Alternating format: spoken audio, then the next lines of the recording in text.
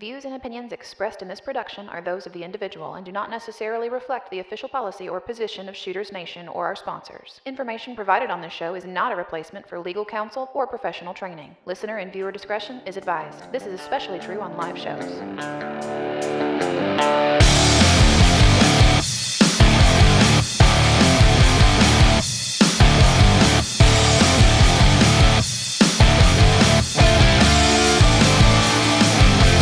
Welcome to the Shooters Nation podcast, the show created for you, the armed citizen. Join our hosts and subject matter experts as we talk about guns and gear, practical training and knowledge, Second Amendment issues, and the firearms culture. Be sure to join us after the show at shootersnation.com and become part of the Shooters Nation.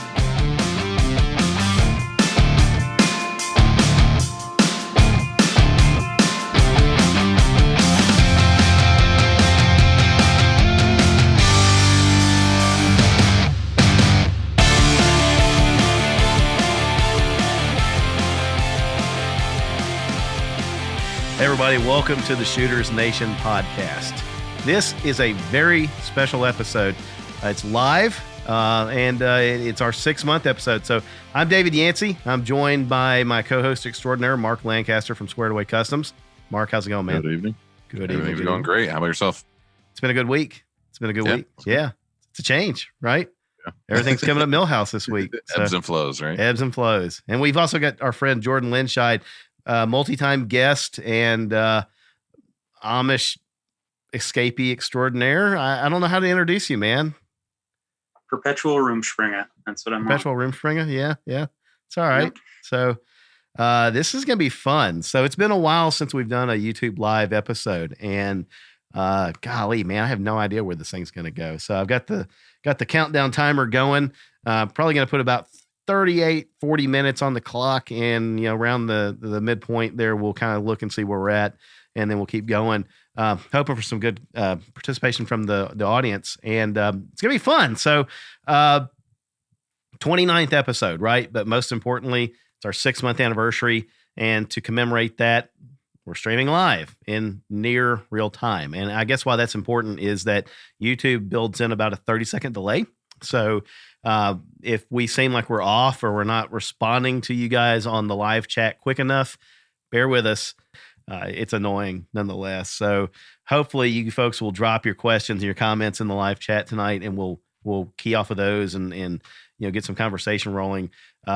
We've actually got a good array of questions and comments dragged in already from email. So we appreciate those of you that sent that over to us over the past few days. And also we scraped those out of Instagram and our Facebook group, the Shooters Nation community. So we've got a lot to talk about. But first, Mark, really, I think that we have to address the fact that we are recording today on September the 11th. And, when I picked the date, honestly, I looked at it and I thought, do I really want to roll with a live episode on that? Because hey, it's kind of a solemn, very important event for us here in the United States.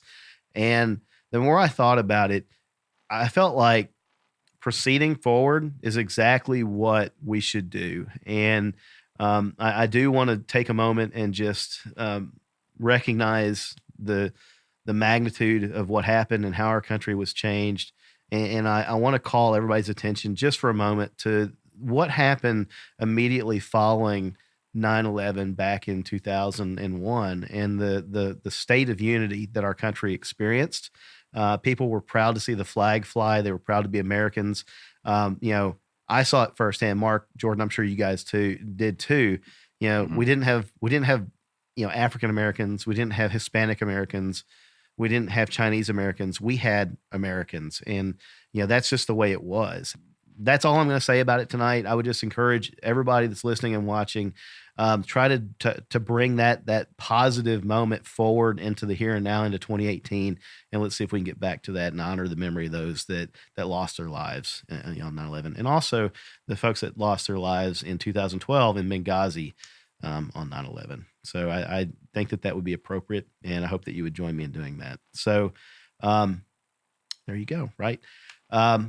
again, as a matter of business, just understand that YouTube chat feature is rolling, and you guys can drop your comments and stuff in there. And you can also shoot email over to us after the fact. And if we don't get to it tonight, I promise we're going to try to bring as many of these questions as we can into the next few shows. So, Jordan, Mr. Trivia, just pointed out in the live chat, this actually makes you the top guest of the show so far. Not subject matter expert, but guest. Yeah. Yeah. Top SME. Top SME.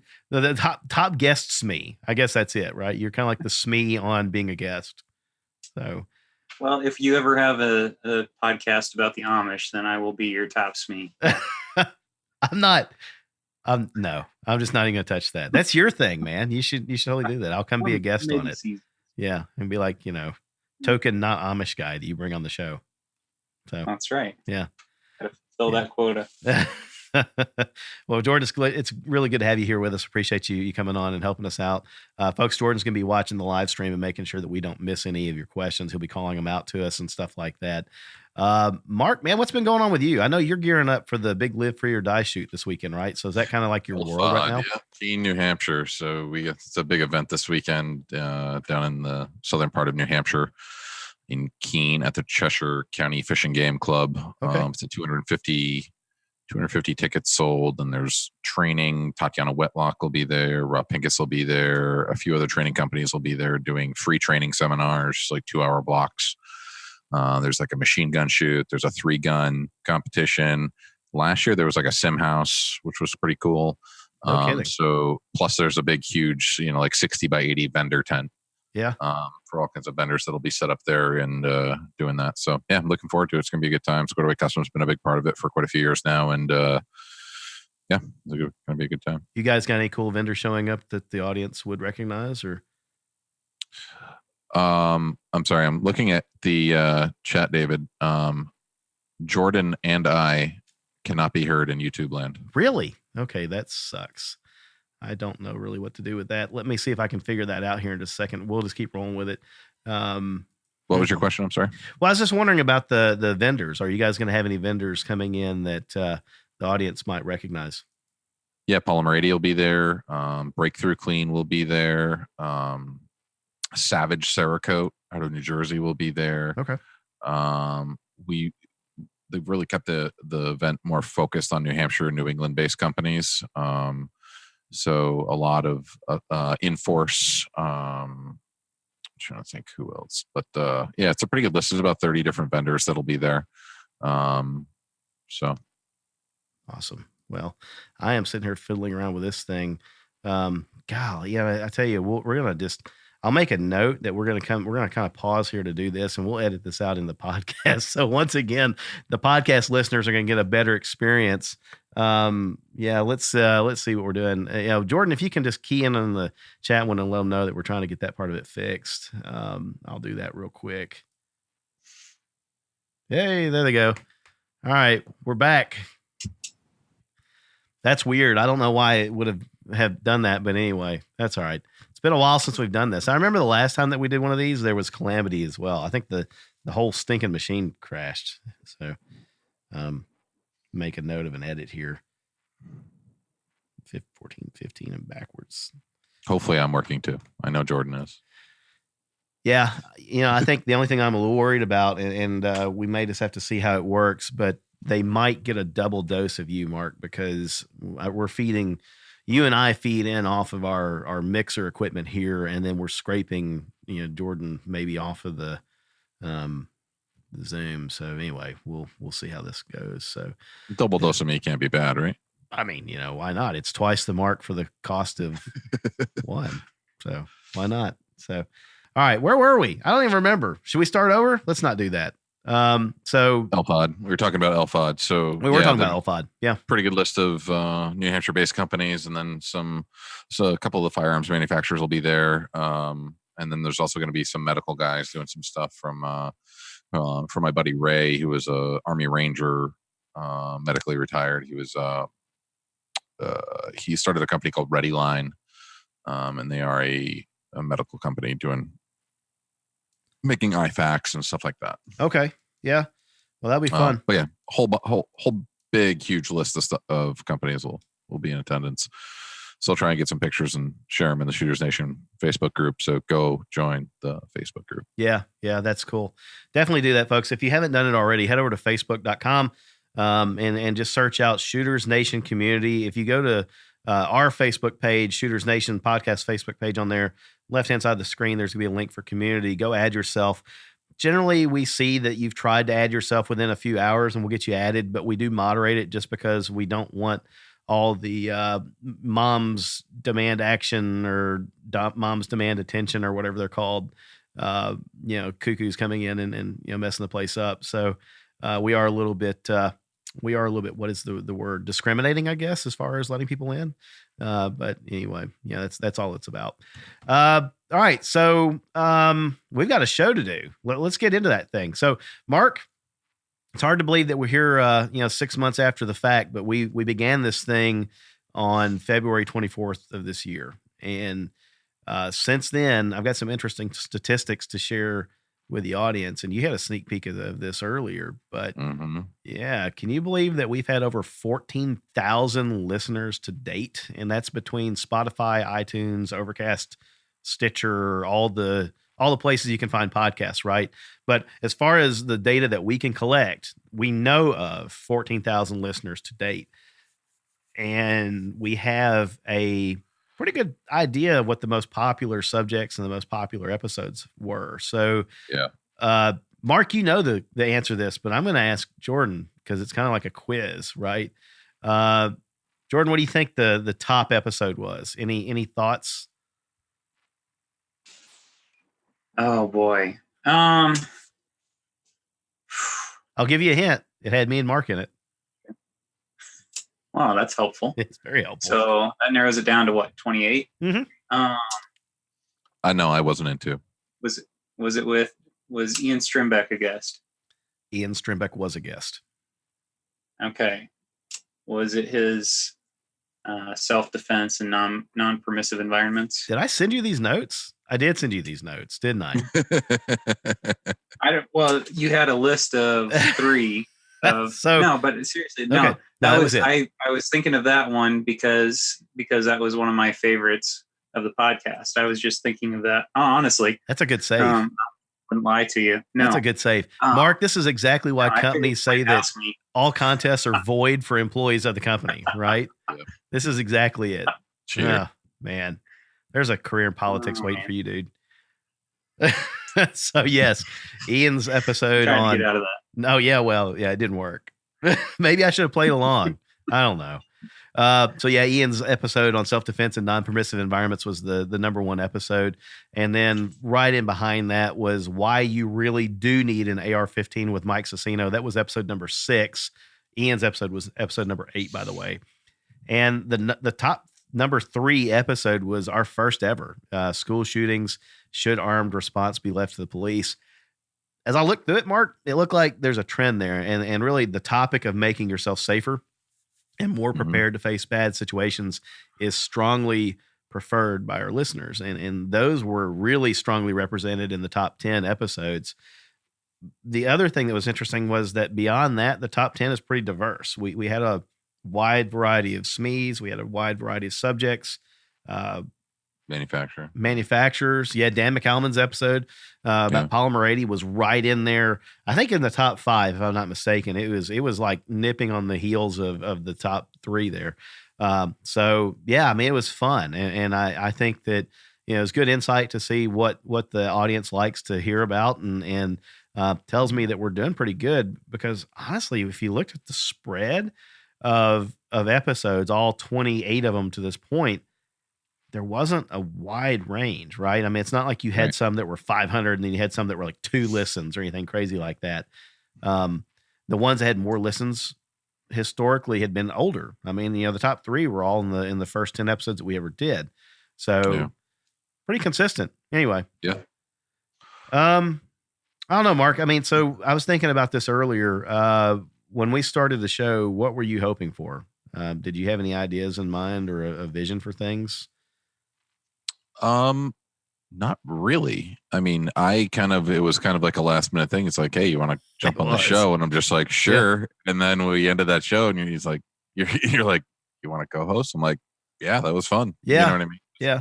Chatting guns and gear and it's like my weekly disconnect, right? Yeah. So I can just get in here and just kind of pay attention to nothing and have no responsibility and just have a conversation. You know what I mean? Which is nice. Because with family and work and everything else, I don't have a lot of I'm with you out of office time. You know what I mean? So I'm with you. It's been great for me.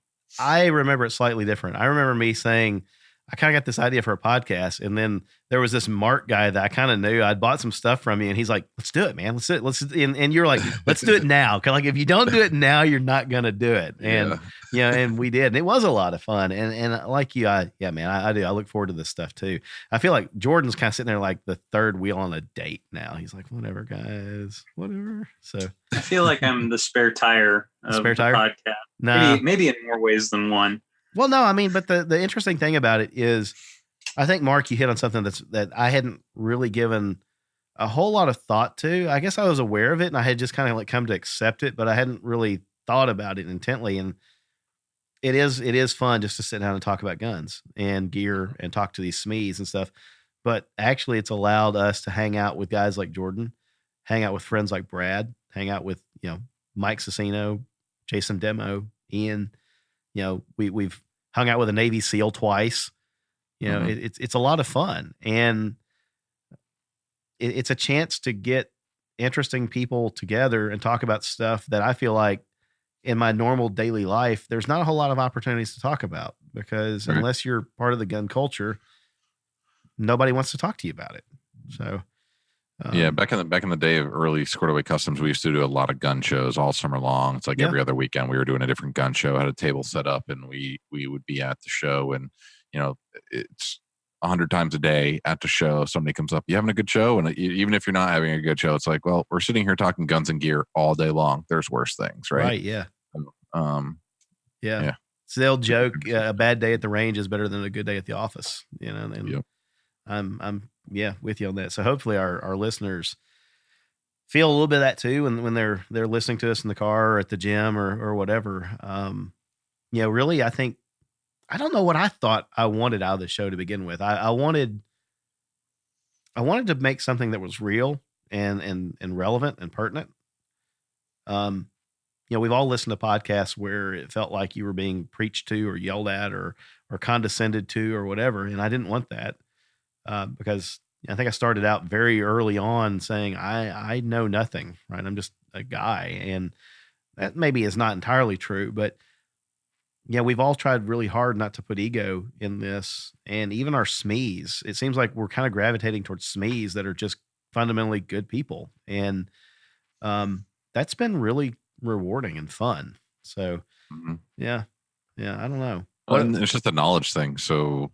If we can just be the catalyst that gets people on here to spread the knowledge and help other people out. I mean, I'm learning, and the people that are listening to our show are learning, and I think it's a good platform to do it on. Yeah. I've gone to training classes specifically because of the stuff that I've learned on the show. Mm-hmm. I have bought products because of things that I've learned on the show. I've sold things because of things I learned on the show. Right. So, it's changed my life for the better.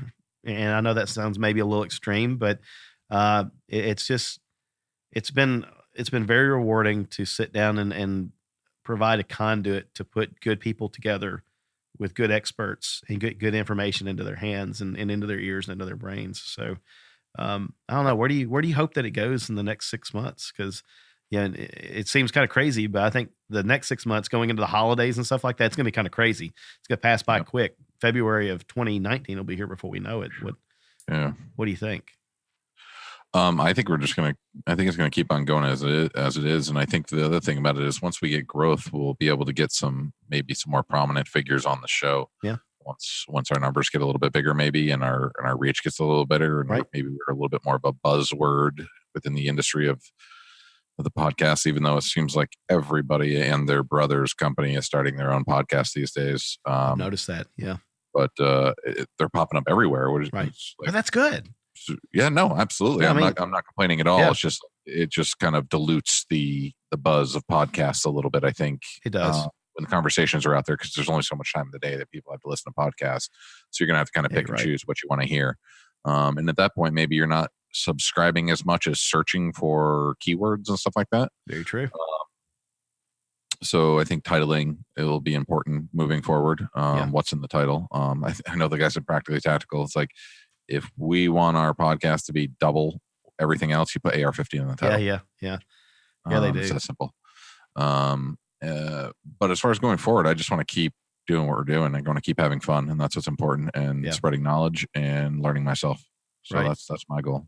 Yeah, I would like to see in 2019, actually in the next 6 months leading into 2019, it won't quite be the show season, trade show season. I don't know. Actually, isn't SHOT like, no, it's in March. End of January. It's end of January. Okay, I was wrong. Yeah.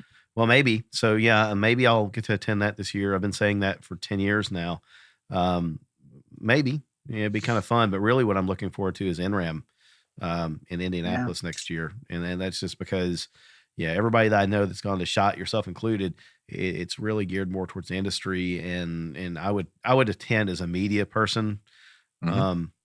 It'd be good to network and see folks and meet folks, but really I think what I'm looking forward to is meeting audience members. And I think NRAM is the platform for that, because it's an open door policy, right? Yep. So for sure. Yeah. But, I think that you mentioned something pretty important there about the bringing more subject matter experts on as we're known. I want to publicly thank Tatiana Whitlock, because, first of all, she is a fantastic guest. Getting to know her on that show was just amazing. And I would love to meet her in person. I've had the opportunity to meet Tiffany Johnson in person, and she's just as fantastic as she was on the women's episode. I saw that Sandy mentioned something here a moment ago about a women's episode. The women's episode, and it was actually, I have to go back and look at the stats. It was in the kind of like in the second group of major stats. So you had kind of like the horses that were really out in front of the pack, and then you had the ones that were running right at their heels, and it was right in there. So it was very popular. We've had good feedback about that. But going back to my initial thought, Tatiana had came to us not too long ago an email and expressed how much she enjoyed the show, which just made me feel great. But also saying that she wanted to reach out to some folks that she knew and try to help get some other within her marketing company. Yeah. And so I'm really looking forward to that. I think that, again, it's just all about that conduit to get good people together with good experts, and, just have some fun with it and make people safer and better prepared. Give my impressions of the podcast, David, because this is something I was thinking about today. I forgot you were on this date with us, Jordan. So, I have to feel like I'm contributing somehow. I was just thinking about this today as I was listening to the most recent episode of Shooters Nation podcast, because I am in that point where I subscribe to far more podcasts than I could ever listen to. Even if I was playing 24/7, I couldn't keep up with all the ones that I want to follow. Yeah. And what I was thinking of is that Shooters Nation podcast, something that sets it apart even from industry podcasts, but somewhat in general, is that it's very approachable. And just like you talked about, the subject matter experts have been humble and I can't think of one that's been self-promoting or arrogant at all. Hasn't come off that way. And it's one thing to have a podcast for professionals, and there's plenty of those, or people that think they know everything. But something that I've really appreciated is the down-to-earth approach, and especially people like Ian. His episodes were some of the ones that, it's like I wanted to go sign up for a class and figure out how far I had to fly right off the bat, just because, he was such a great example of an instructor that was knowledgeable and humble and talking about how he's always trying to learn as well. And he wasn't alone in that. That's been pretty consistent among the guests, as you mentioned. So I think especially women or people that, you don't generally think of as being part of the gun culture, if you will, people of the gun, I'd say that this is a podcast that I feel far more, I can far more easily recommend and share with friends that wouldn't normally listen to this sort of thing, and have them be kind of blown away by how interesting it can be, that it's not just a bunch of nerd talk. So yeah, I just wanted to share that. And I appreciate that. Congrats, you guys are doing a good job in that regard. Thank you. I appreciate it. Well, I think we both wear the patch that says regular guy, right? Yeah, right. We're not law enforcement. We're not military. We're not instructors. We're not any of that. We're just the regular guys that are just talking. You know what I mean? I mean, middle-aged dads with families and jobs and kids, wives, and we like guns. And so, I think one of the things that's really cool about you, Mark, and having you on here is small business owner. And the pains of that and why customer service is so important. And you struggle with that all the time, because I we've talked about this privately. I know you've got this, it probably, one of the questions that I don't want to get ahead, but one of the questions that the listeners had sent on Instagram was, what's it like in the Kydex business? And I want you to have a chance to talk about that. But I know that, I think one of the things that I see firsthand with you is that desire to, get good product out there as quick as you can. And, but you're a small business. And so you're dealing with the challenges of that, but it's honest, and it's, there's a lot of desire there to do the right thing for the people. And, Jordan, you were talking about the humility of the instructors. And I think that my observation has changed a little bit, having been around some of these folks now in a couple of classes, and certainly in talking to them here. I think that they've got a really challenging dichotomy to work through, because on one hand, they're a small business and they've got to promote themselves. And if you're not beating your drum loudly as a small business, then you're missing a lot of opportunities to put food on your table, right? But when we get them here in a comfortable environment where they can just kind of, you can just almost see them, they kind of lean back like, oh, okay, so I can just talk and be normal, and we can have a conversation. Cool. And that's what you see. I'm hearing that's what you see in their classes too. It's you see intensity in video and in promotion, but then when you get them in a class, you're seeing, somebody that wants to be a mentor, wants to be a teacher, and wants to develop you. And, all the showmanship and the PT Barnum that they're doing to get your attention, that's put off to the side. It's not allowed on the range, or it's not allowed in the classroom. And that's cool, right? I mean, we're getting a chance to, see the real person and, the heart that's behind it and why they're doing it. So, well, yeah, I mean, a lot of that, because people aren't good at self-promoting, and that's probably not who they are. You know what I mean? If they're a teacher and teaching is what's important to them, being arrogant isn't the right thing. A lot of times, what I've found is that the arrogance is because they're uncomfortable. Yeah. Yeah. And that's how they find comfort in having to blow their own horn in order to create business. And I've noticed that with quite a few of the prominent instructors that I've worked with. I'm just like, wow, you are a totally different person on that range, teaching me how to run this gun. Right. And you are even in the briefing before the class. Yeah. You know what I mean? Like, even then, when you have to talk about yourself and tell everybody who you are and what they're going to be learning, they're different people than when you're on the square range and you're putting holes in targets and you're running guns. I can think of 3 off the top of my head that are absolutely different people. Yeah. And I think that's part of the cool thing about our podcast is I think that once we get them on here, they can just be them, and they can just be them. Right. Yeah. Anecdotal story real quick. One of the things that happened for me as a result of the podcast is that, and I don't want to use the podcast as a podium or a soapbox or, a pulpit. Right. But, again, we're regular people. We've got lives outside of the podcast and everything else. One of the things that my wife and I were looking for was a church near locally that, we could go to and raise our kids in, because that's important to us. Right. And so after having had William, the Navy SEAL, on, and his church is here in Middle Tennessee, it's not too awful far from us. We thought, well, there's a place that we can go, and we know that our kids are going to be safe, and we know that we're going to be safe. So we got this safety program. So we went, and they had a new member, kind of like an introduction, like meeting kind of thing. Hey, come in, meet everybody. And they cycled a lot of the leadership through and the teachers through and stuff like that. And at the very end, they introduced William to everybody. Right. And so it was the pastor of the church was like, oh yeah, somebody had asked about safety for the daycare, and how can you be confident that your kids are going to be taken care of and that nothing bad's going to happen to them. So here's William. He's a former Navy SEAL, retired Navy SEAL. He's former Homeland Security contractor and former head of security for the LA Dodgers. And I may be missing some of the key points there, but anyway, he kind of, here's this guy, right? And everybody's kind of, oh, wow. And you can see all the heads swivel towards him as he walked across, and he got up to the front, stood next to the pastor. The pastor said, hey, anything else you want to tell him about him? And here's the humility, right? He goes, no, that's pretty much it. That's good. And the pastor looked at him and goes, okay. He goes, okay, great. He turned and walked off, right? He didn't say a word about himself or anything else. And you could just see everybody's head still followed him across as he walked up the thing. And I laughed and I thought, listeners of the Shooters Nation podcast know more about that man than the folks that were in that room, the folks whose kids he's protecting, whose families he's protecting, everything else.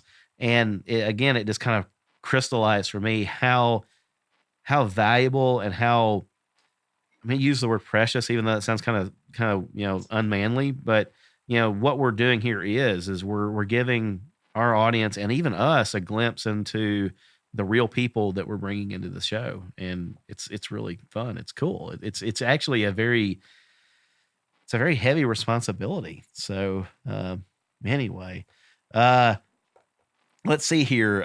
Zachary says in the chat, neither of you look like what I would have thought. That's true. We don't.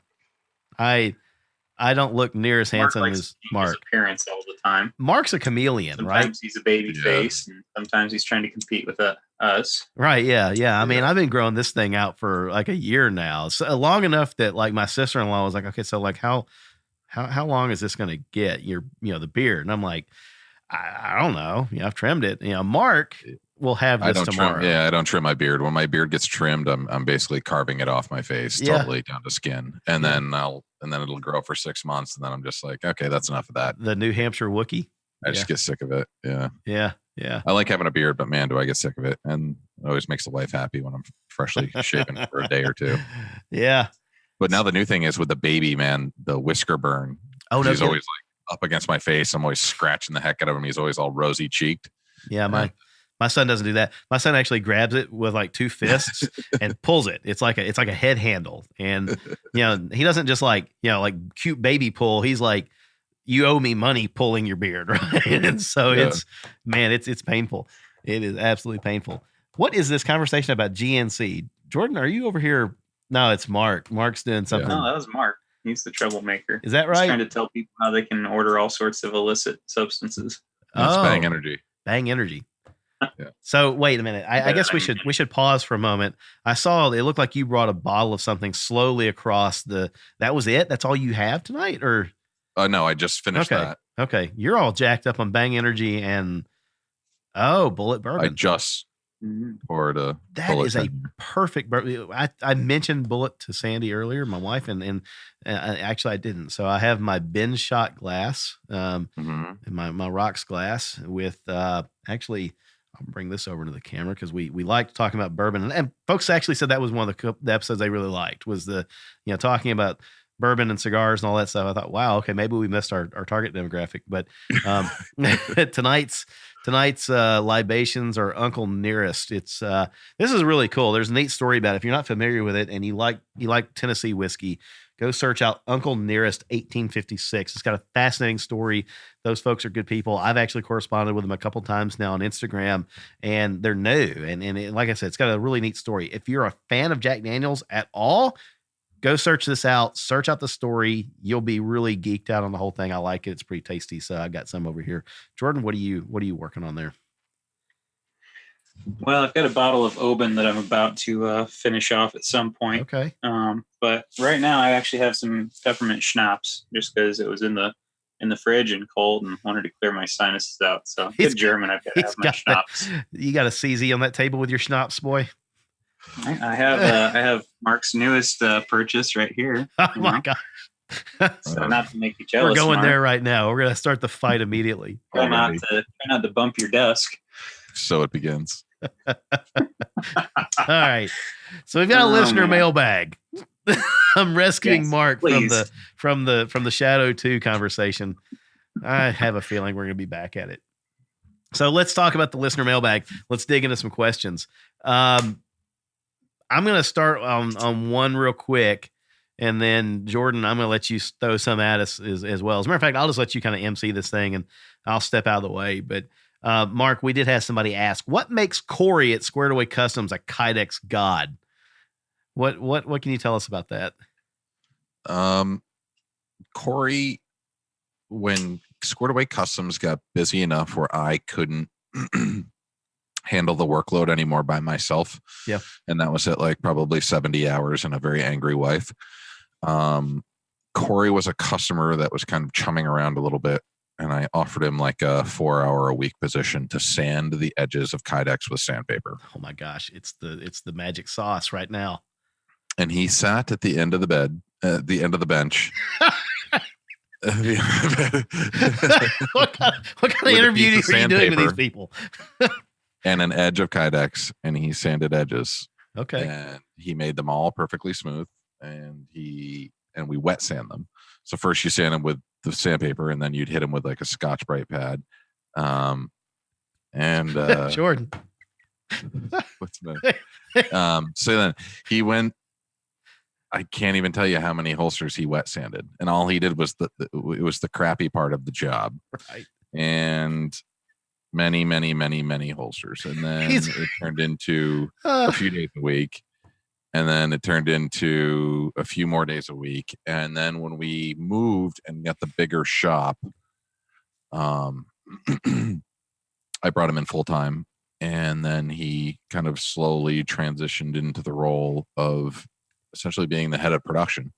So it's not an easy thing to do. So the challenging part is like, people are like, why don't you just hire more people so your lead times are lower? And it's like, right. It's not that it's just, okay, I can bring you in, show you how to do this. A week later, you're making gear. Right. It probably took Corey I think he was probably on point with us for about a year.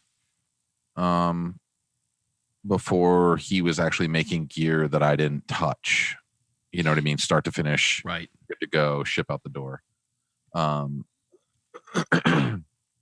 So a lot of time. That's what makes you good.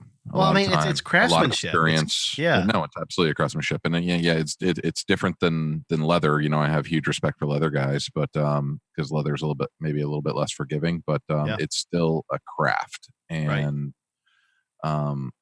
I know what my first holster looked like. I know what Corey's first holsters look like, and I know what we're producing now. Right. And I see a lot of the stuff that's produced out in the market. And I'm not saying that we make the very best holster in the market, but we make a dang good holster, and we make a lot of options, which is where I think we are not necessarily industry leading, but why we are so busy. Yeah. Because we offer so many guns, so many makes and models, lights, colors, inside the waistbands, outside the waistbands, just all of the options is what makes the lead times and the challenges that we have. Well, it's not like an assembly line where there's robots stamping this stuff out. I mean, you're not injection molding. You're not doing, you don't have a room full of high school students that would rather be out playing Pokemon Go or something. I mean, you've got a guy who cares about it as much as you do. And I've seen it. I mean, he talks about this stuff, with all of us in the Facebook group that you, me and Jordan are a part of. Yeah. And he's there late at night on a Friday night trying to catch up work because he obsesses over the details. I mean, didn't you tell the story about the polished edges and stuff, right? And you were kind of like figuring out how much time he spends on that finishing detail, and you try to talk him out of it, and he wouldn't have any of it. Yeah, I mean, so I did a poll on the Squared Away Customs Facebook page for polish my edges, and it takes longer to get your gear, or do a smooth matte finish. Yeah. And get your gear quicker. Right. And 77% chose get your gear quicker, right, rather than having a shiny edge on your Kydex. They're going to feel the same.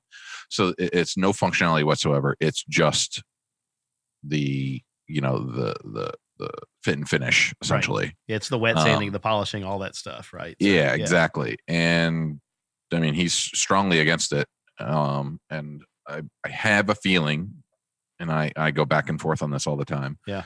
I have a feeling he's going to be overruled shortly. Yeah. Because I need to find ways to make gear faster. Right. Well, I guess you could always make that the default is a matte edge. And if somebody wants to opt in for the polished edge, they just agree that it's going to take longer, Yeah.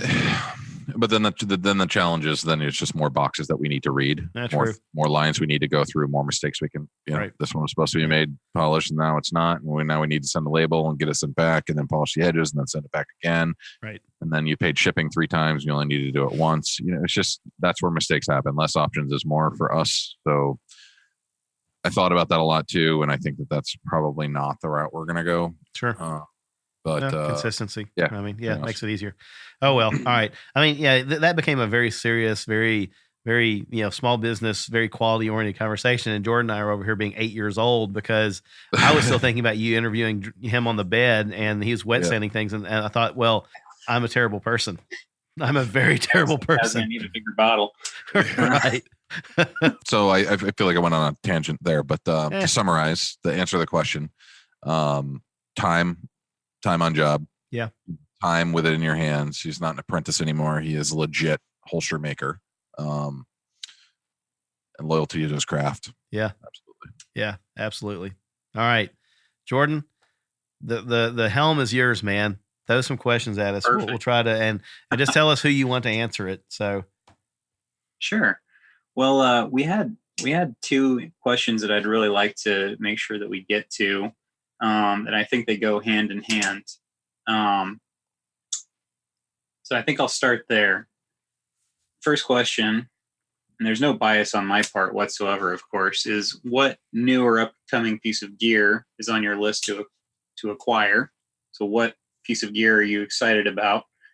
But then Josh Tribby asked a follow-up, or kind of modified the inverse of that, and said, what piece of gear do you wish you hadn't purchased, or do you regret purchasing? So I'm very curious to hear your guys' answers to those questions. I think we'll start with what you're looking forward to first.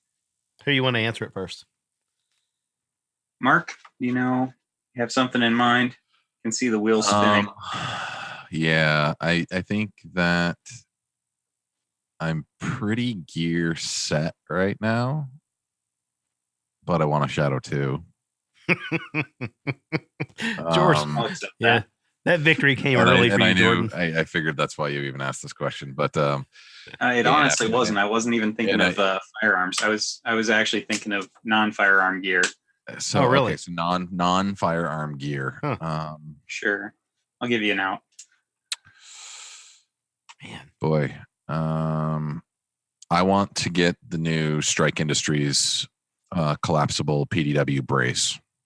Yes. I have a host receiver that's just waiting for that. Yep. So there's so many benefits to having a pistol AR platform versus SBR. I'm a class 3, so I can SBR anything pretty easy. We just submit some paperwork. Yep. But then there's the red tape. So, and just having a pistol just makes it so much easier. So they are coming out, for those that don't know, have the Viper PDW now, which is one of the only ones on the market that I know of that you push a button and the buttstock extends to full length, versus having to push a button and pull it to length.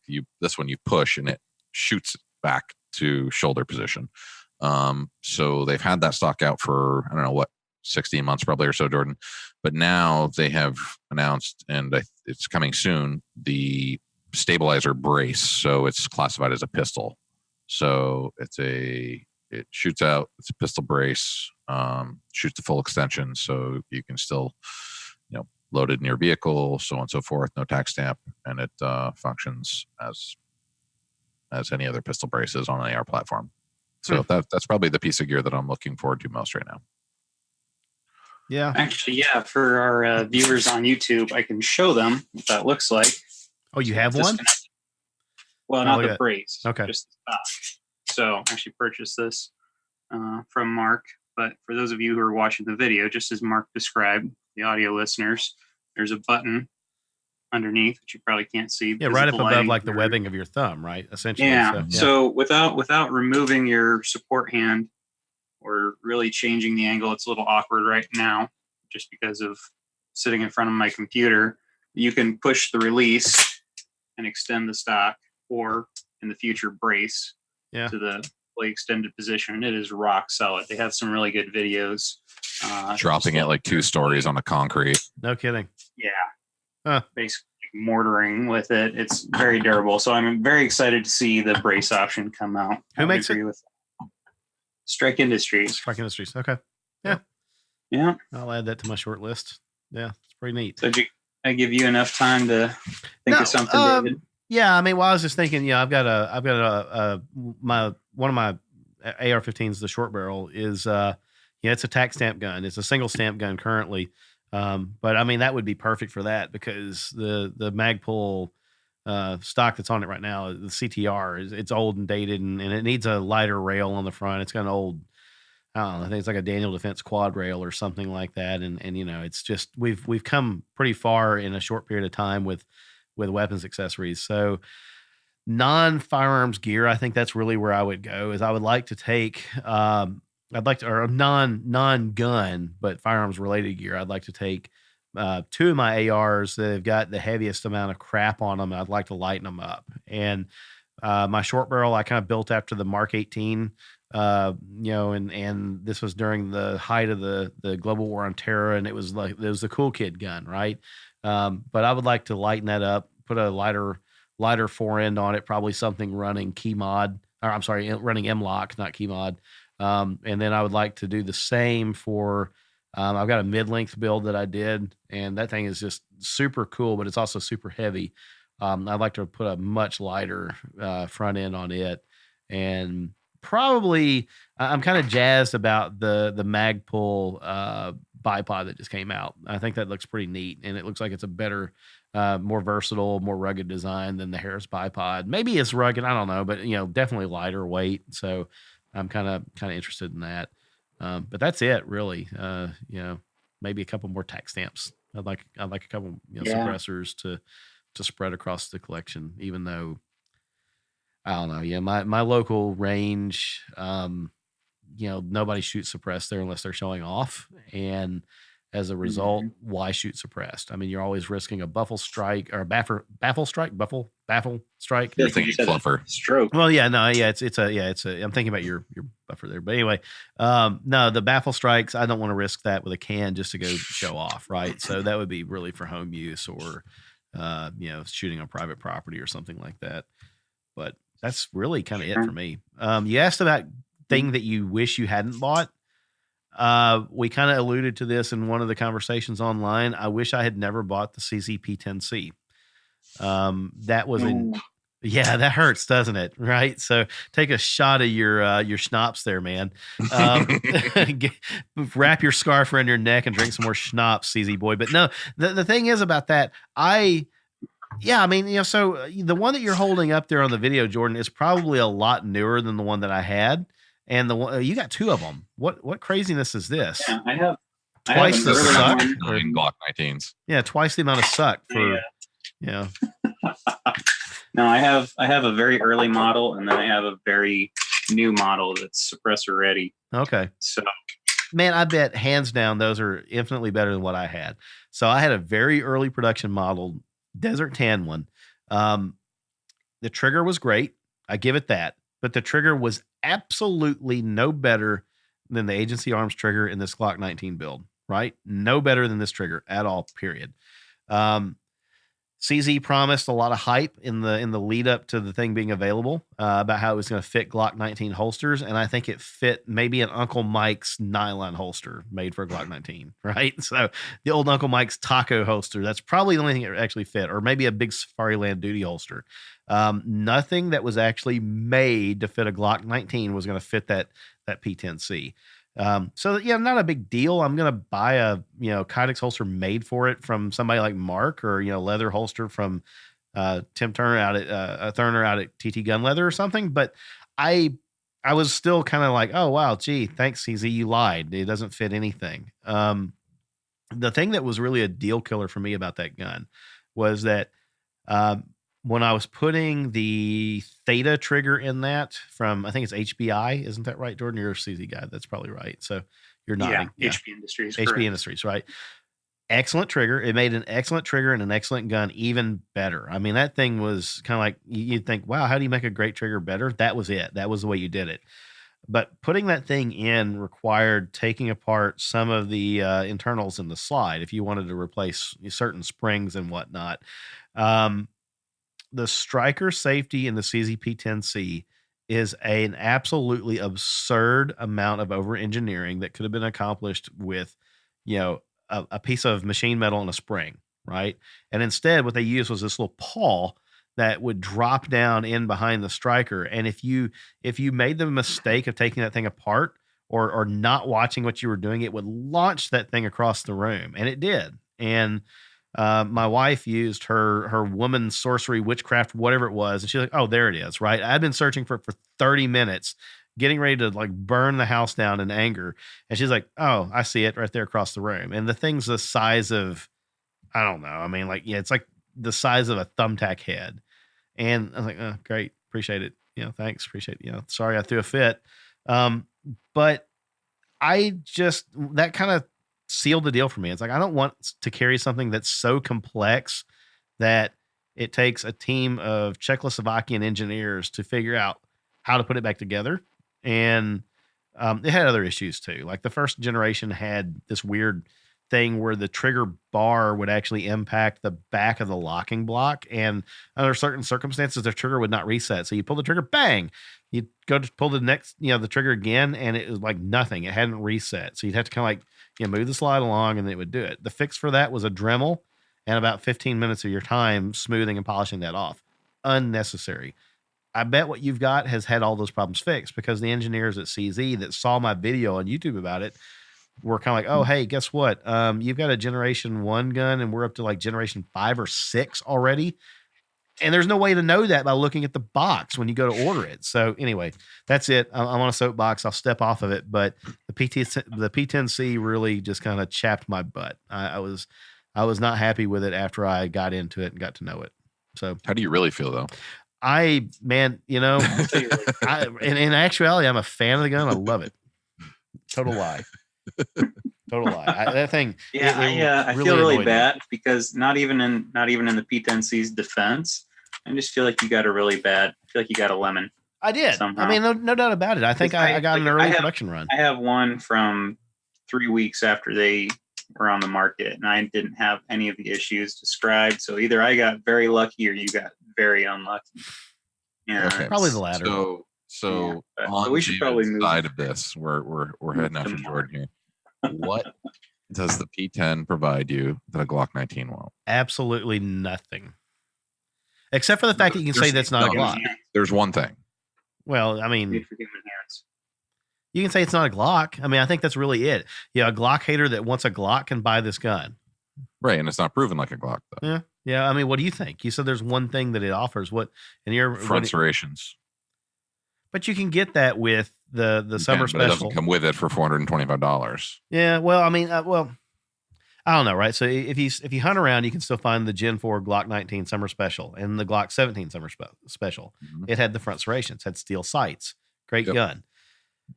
If you're willing to send your Glock off and have the slide milled and whatever, you can do the same thing, or you can buy a replacement slide for it, like I did for my Gen 4. But you're right, it does.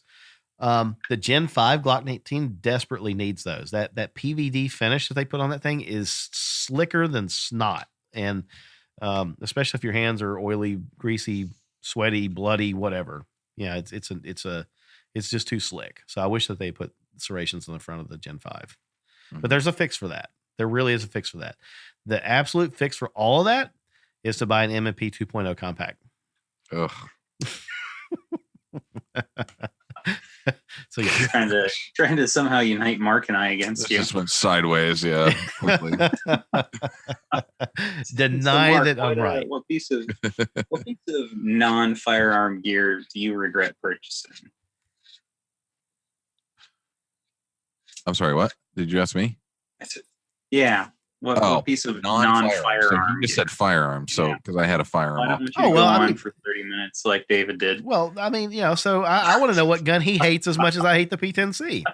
Let's go there. I don't hate this one. I don't have. So I would say my most recent regret is the Hudson. Oh, interesting. I wouldn't have expected that, frankly. It's a great gun. Okay. It's a nice shooter. It's not a proven platform, so I won't carry it. Okay.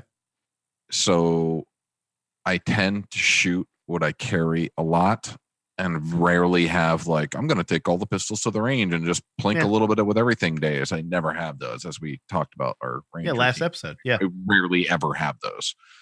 So I find myself hanging on to guns like that are very popular for holsters because they're great holster testers, right? Yeah. I can test them, make sure that the holster's good to go rather than just relying on the mold. But the Hudson's not popular for holsters. We've done few.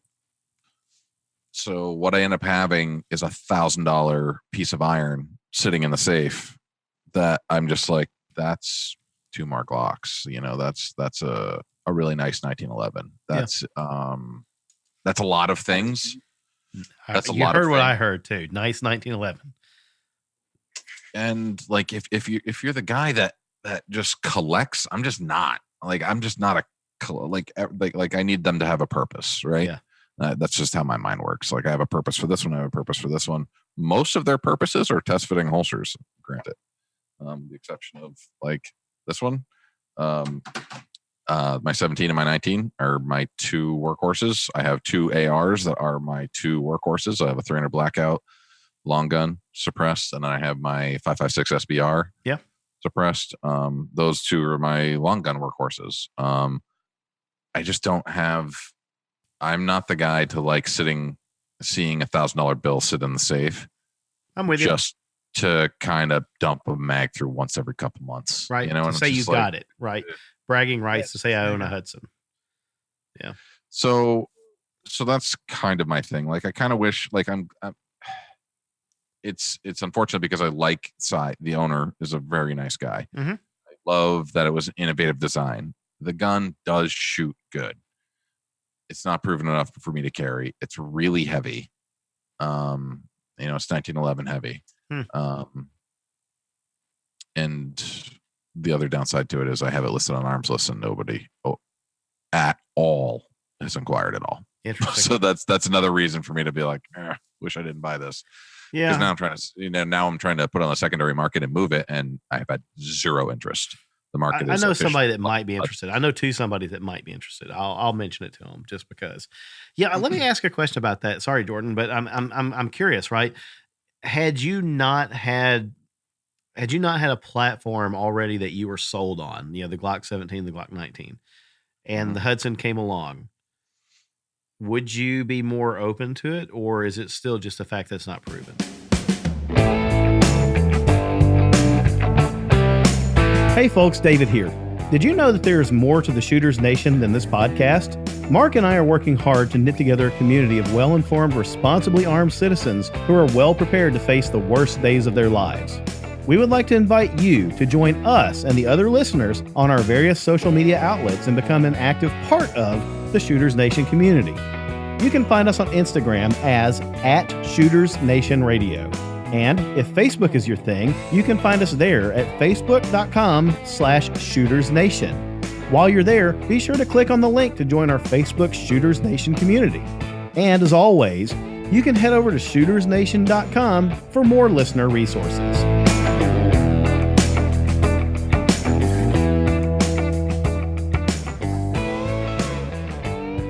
Yeah, let me ask a question about that. Sorry, Jordan, but I'm curious, right?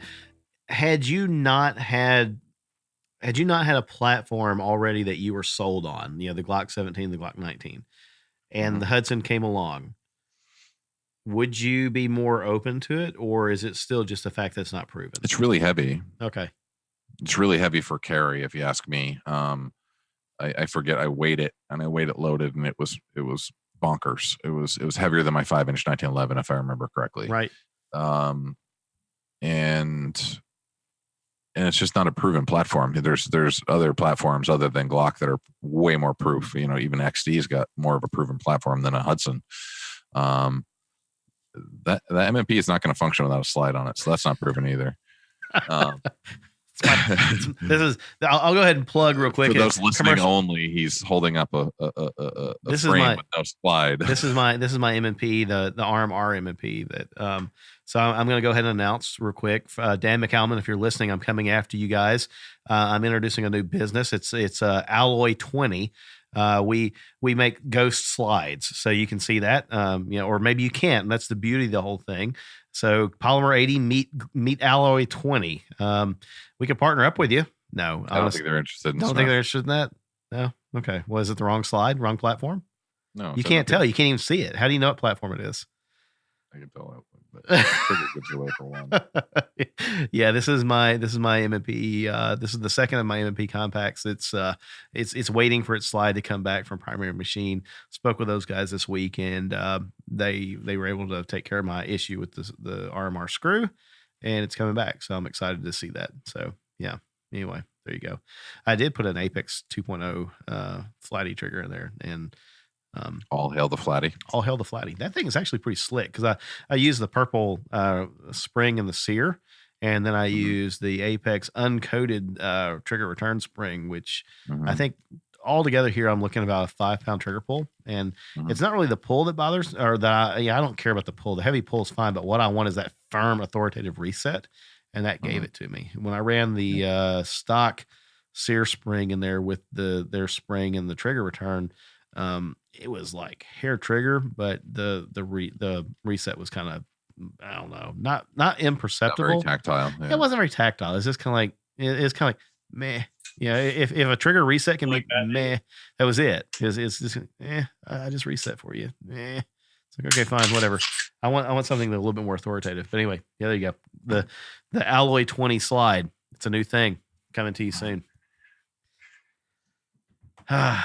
You abandoned the P10C platform too soon. No, I didn't. Sit there. You know what? This gun without a slide is still this gun without a slide still pisses me off less than the CZ P10C did. So take that. So yes, the Hudson, great gun, innovative design, feels good in the hand, shoots well. Just didn't really have a place for me in my rotation. So yeah, that's my regret. And It's not because it's not a good product. All right. Sure. What else you got, Jordan? Well, let's see. Someone else said, you guys seem to hate 1911s. Oh my gosh. Please explain why so many people shoot better with them than Glocks. So I feel like we ought to really blow this podcast apart. I want to answer this one. I came with a prop. So those of you that are watching on YouTube, you can bear witness to the fact that I am holding up a 1911, and it's a Dan Wesson Specialist. It's 45 ACP.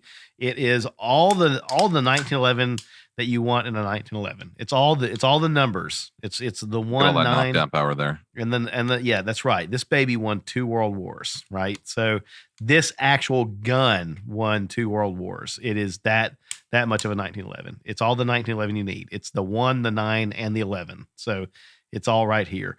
I don't hate them. I really don't. I love this gun. I've got several.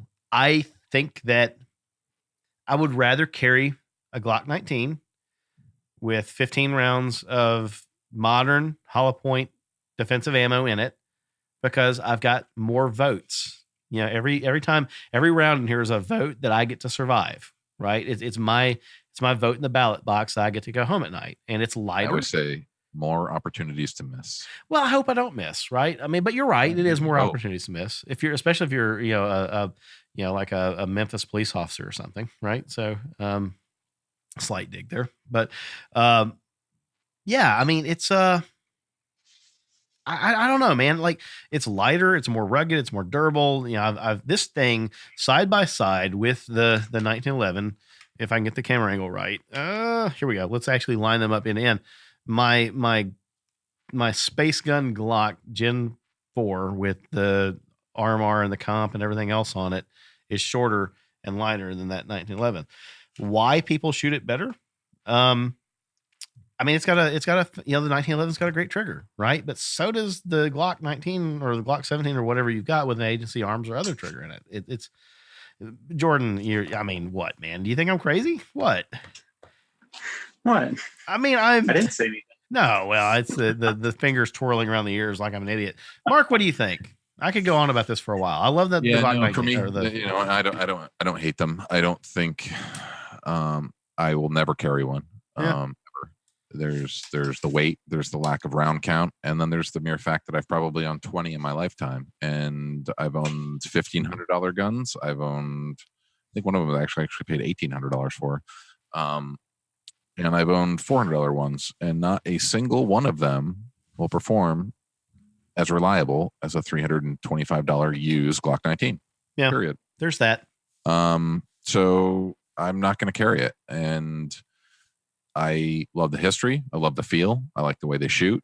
I like the guns. I just never trust my life to one. Yeah, I had a Kimber Warrior 2. It was the all steel frame, steel slide, everything else. And I took it to a gunsmith that I trusted very much, Jeff Meister. He was previously the head gunsmith, or one of the head gunsmiths for Republic Forge, until they moved out of Texas over to like New Mexico or something like that. And Jeff worked for a local shop kind of close to me and was building custom 1911s for them. So I said, hey, Jeff, go through it. And he like gutted the thing, man. Like he replaced all the MIM parts with forged, bearer parts and stuff like that. And when I got it back, it was phenomenal. I mean, like I could trust that gun to run just about as, in as adverse conditions as I could trust my Glock 19. But I had an $1,100 1911 that I put another $600 into, right? And that was stupid to spend that kind of money on it. So I don't know. The meme that I saw recently that cracks me up and is the most fitting for this conversation, and it's going to maybe make some 1911 purists angry. It's a picture of like a Wilson Combat or something, wasn't it, Mark? And it said, like at the top, why are there no modern production Model Ts? And at the bottom it said, because that's stupid, right? And I'm like, yes, that's it, right? I mean, I love the gun. I love the nostalgia. I love the feel. There's no denying the trigger. But we're not shooting ball ammo at Germans anymore, Nazi Germans. We're just not doing that. And we've progressed since this. So, heck, I mean, John Moses Browning progressed past it, or he wouldn't have built the high power. So anyway, that's it. I mean, I appreciate the question. I don't hate 1911s. I love them. I've got several of them. I'd probably like to have more. But the 45 that's kind of got me jazzed right now is in the past few days, Smith & Wesson mentioned that they're going to release the M2.0 Compact 45, and it's got 10 rounds of 45 and something the size of my Alloy 20 here, right? So anyway, I'm plugging the Alloy 20. It's my thing, man. Alloy20.com. I'm gonna go register it tonight. You're register that website, right? I am. I'm gonna do it. I'll honestly say 1911s, just kind of following up on what you said. I absolutely love the design. I love the history. Like Mark said, they're great shooters. I own one right now. Yeah. But for me, if you're not a front hole and don't mind carrying a metal gun with a little weight to it, right. Look at the CZ line, right? Double action, single action instead of single action only. That's something that matters to me. I carry polymer guns. I've been carrying a Glock just because that's the one that I have right now with an RMR on it. So I don't have a problem with striker fired guns. I do have an affinity for hammer fired guns, especially since I love tuning and working on them myself and being intimately familiar with the safety systems and everything else.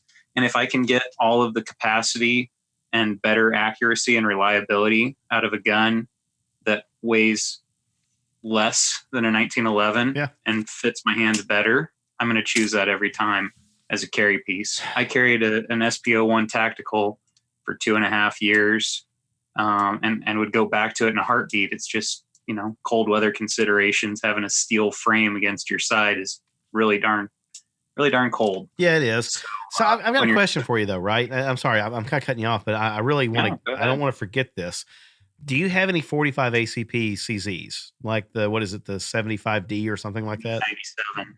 9070. Yeah. Okay. No, I do not have the 97. Okay. I'd like one someday, but I would almost certainly do a single action only conversion on it. Okay. Yeah. Okay. And So you can carry it firing pin cocked and block. locked. Okay. Yeah, I don't have Trump hands like you, but I also don't have Yeti hands like Mark. Trump hands. So Small hands. I'm just trying to piss everyone. No, but Okay. Kim Jong-un the hands. 97, it feels really nice in your hand, and it's a very, especially with the stock grips. Yeah.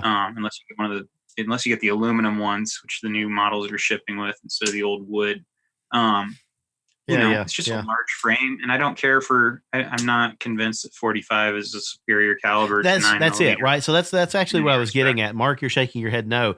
Well, I think we're all three unanimous in the conclusion that back when ball ammo was the thing, then you wanted the biggest hole that you could make, and so they'll joke about, well, I carry a 45, so they don't make a 50, right, or 46, right?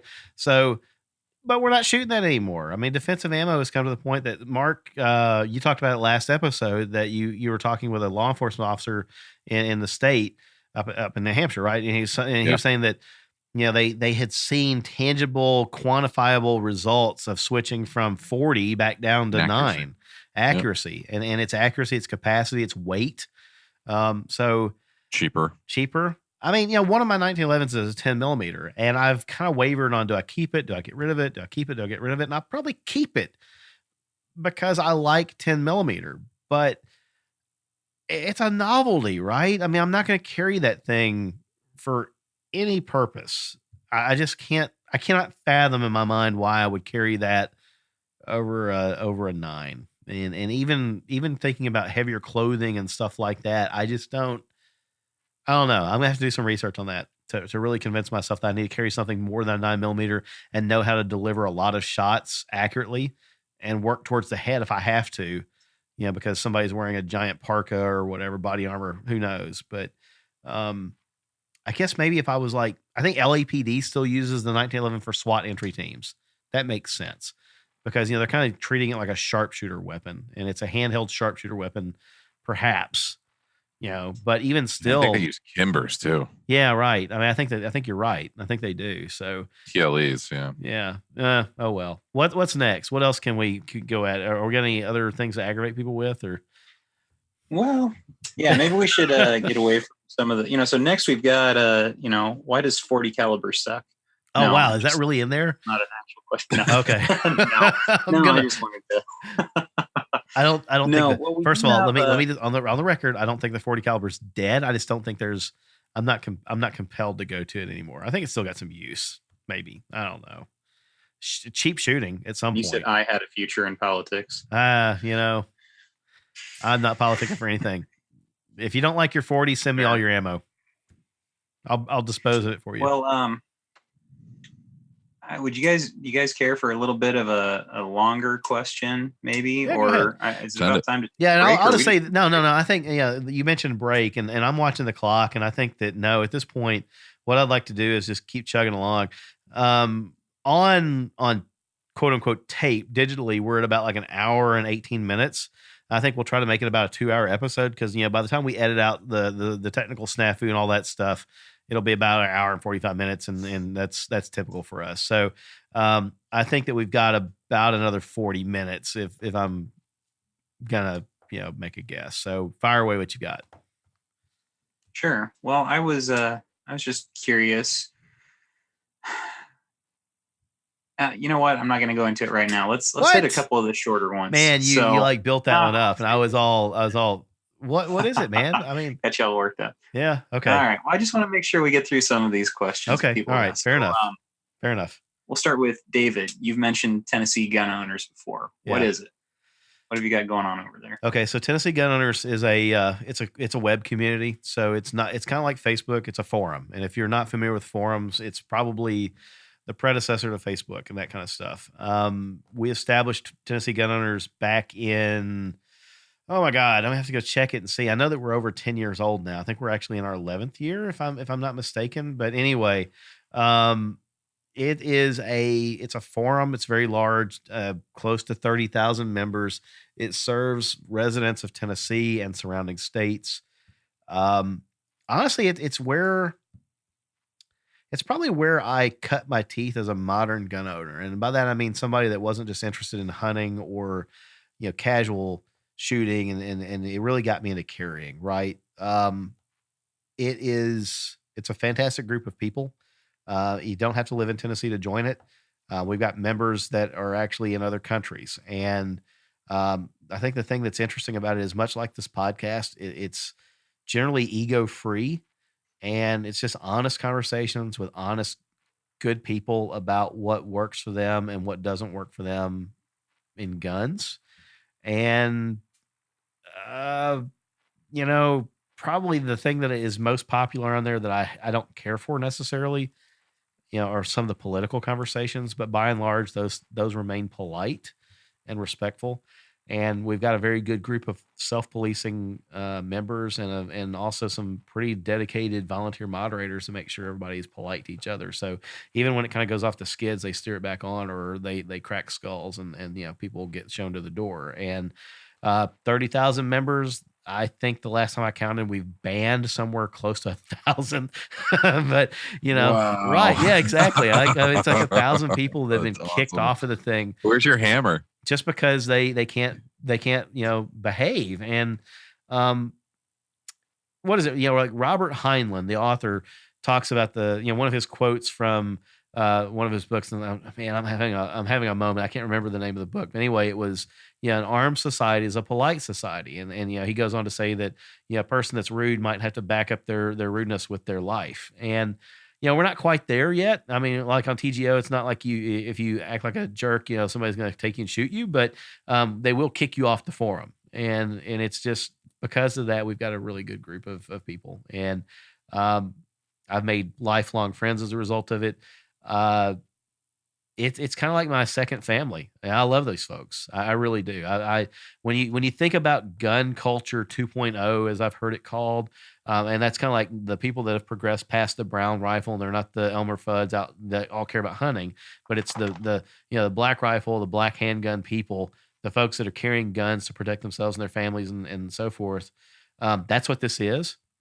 And these are legitimately some of the best people on the planet. I've seen them donate money to complete strangers. I've seen them come together to help members in need. I've seen them come together to affect political change.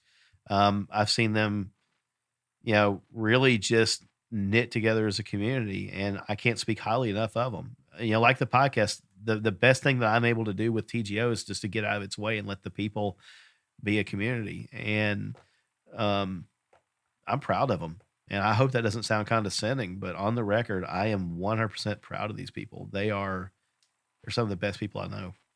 I'm a little emotional about it. It's grown beyond what I would have ever imagined. Close to 30,000 members in a little over 11 years. No, it's huge. Yeah, and it's generally just state centric, but again, it's open to anybody. So if you're listening and you're in California or Colorado or New Mexico or wherever the heck you are, don't feel like you can't join, because they will welcome you. And they might be a little skeptical if you're from New York or Illinois, because they're kind of like, hey, what's going on here? We were heavily infiltrated by the Bloomberg camp during the Clinton era and the Obama era. And they were trying to set us up and try to get people to sell guns across state lines and stuff. But to demonstrate the quality and the caliber and the ethics of these folks, not a single person on Tennessee Gun Owners fell for it. And every single time that happened, they were reported to the administration, me and the moderators. And, we kick these people off, and so they're just law abiding, good citizens that are armed. They're the moms and dads and the soccer moms and the dads you pass in the line at the grocery store that you just don't realize they're armed, because they're good folks. But anyway. So with success like that, have you ever thought about branching out of Tennessee with it, like without the name Tennessee? Yeah, we tried it once or twice, and I think the thing was it just never really grabbed hold, because there's so many. It seems like when you go national, it's more brand centric. So it's like Glock Talk, or it's CZ Scarf Latte Nation or something, right? But it's not. I don't know. It's hard to get into that. And for some reason, the sense of community wasn't there either, the larger that we went outside of the state. And I I just don't know how to describe it. Right. I mean, it's like people, I think there's like uscarry.com and a couple of other forums. Maybe I'm thinking uscarry is like an insurance or something. I don't know. But anyway, there's a couple of big communities that are national that just don't have that same feeling of these are folks that you would sit down and have a meal with. And the Right. Tennessee folks, they're pretty good. I've thought about it. I don't know that I've got the time in me right now to do it either, like the free time, not to do it justice. So, yeah. Anyway, proud of you guys. TGO folks, love you. As the Shooters Nation podcast and just giving yourself a jump start for. Yeah. Well, we toyed with that for a while. Initially, we had a Shooters Nation forum, right? If you went to shootersnation.com, you could go to the forum, and that may come back. But it's probably going to come back as a thing that's like for Patreon supporters or something like that, because I think one of the things that really set TGO apart was that the folks that were there and the core members treated it like it was theirs. And it's because it is, right? If they quit showing up, I can shut it down tomorrow. It's not about me. It's about them. It's about the community. It's about the caliber of the folks that are there. And that sense of ownership, that sense of investment in the community was very important to its success. And if Shooters Nation, I think about our listeners as being the Shooters Nation, right? That's not us. It's not the podcast. We've named it that, but the people, our audience, are the Shooters Nation. And if they want a community like that, I will 100% be glad to set it up tomorrow. I can reactivate it and it's there. But the idea of it doing like a Patreon thing for like $1 a month, you're not like buying your membership in. You're just demonstrating that this is important to you. And I think that you won't come in and you're not going to come in and like wreck our house, right? You're going to come in, raid the fridge. Gives you a sense of investment. Yeah, exactly. Rules. Yeah. Right. It's the difference between your parents giving you a car when you're 16 or your parents making you work for a car. If they make you work for it, chances are you're going to treat it better. That's not to say that the people who get a car handed to them are all bad or that they're all, going to be irresponsible. But I just think that there's a sense of ownership and investment, like you said, Jordan, that makes a person say, hey, this is mine. This is my house. This is my community. And I'm going to make it good. So Shooters Nation listeners, if you want that, shoot us an email, shoot me a message, hunt me down on Instagram. Let me know. I'm glad to do it. It's just, I'm going to have to count on you guys to help me make it grow and help police it so that, it's quality and it's not just some, dumping ground for the latest internet chainmail or something. Right. So anyway, how many mods do you have for Something else. 30,000? For 30,000 people, I've got like 4 moderators right now.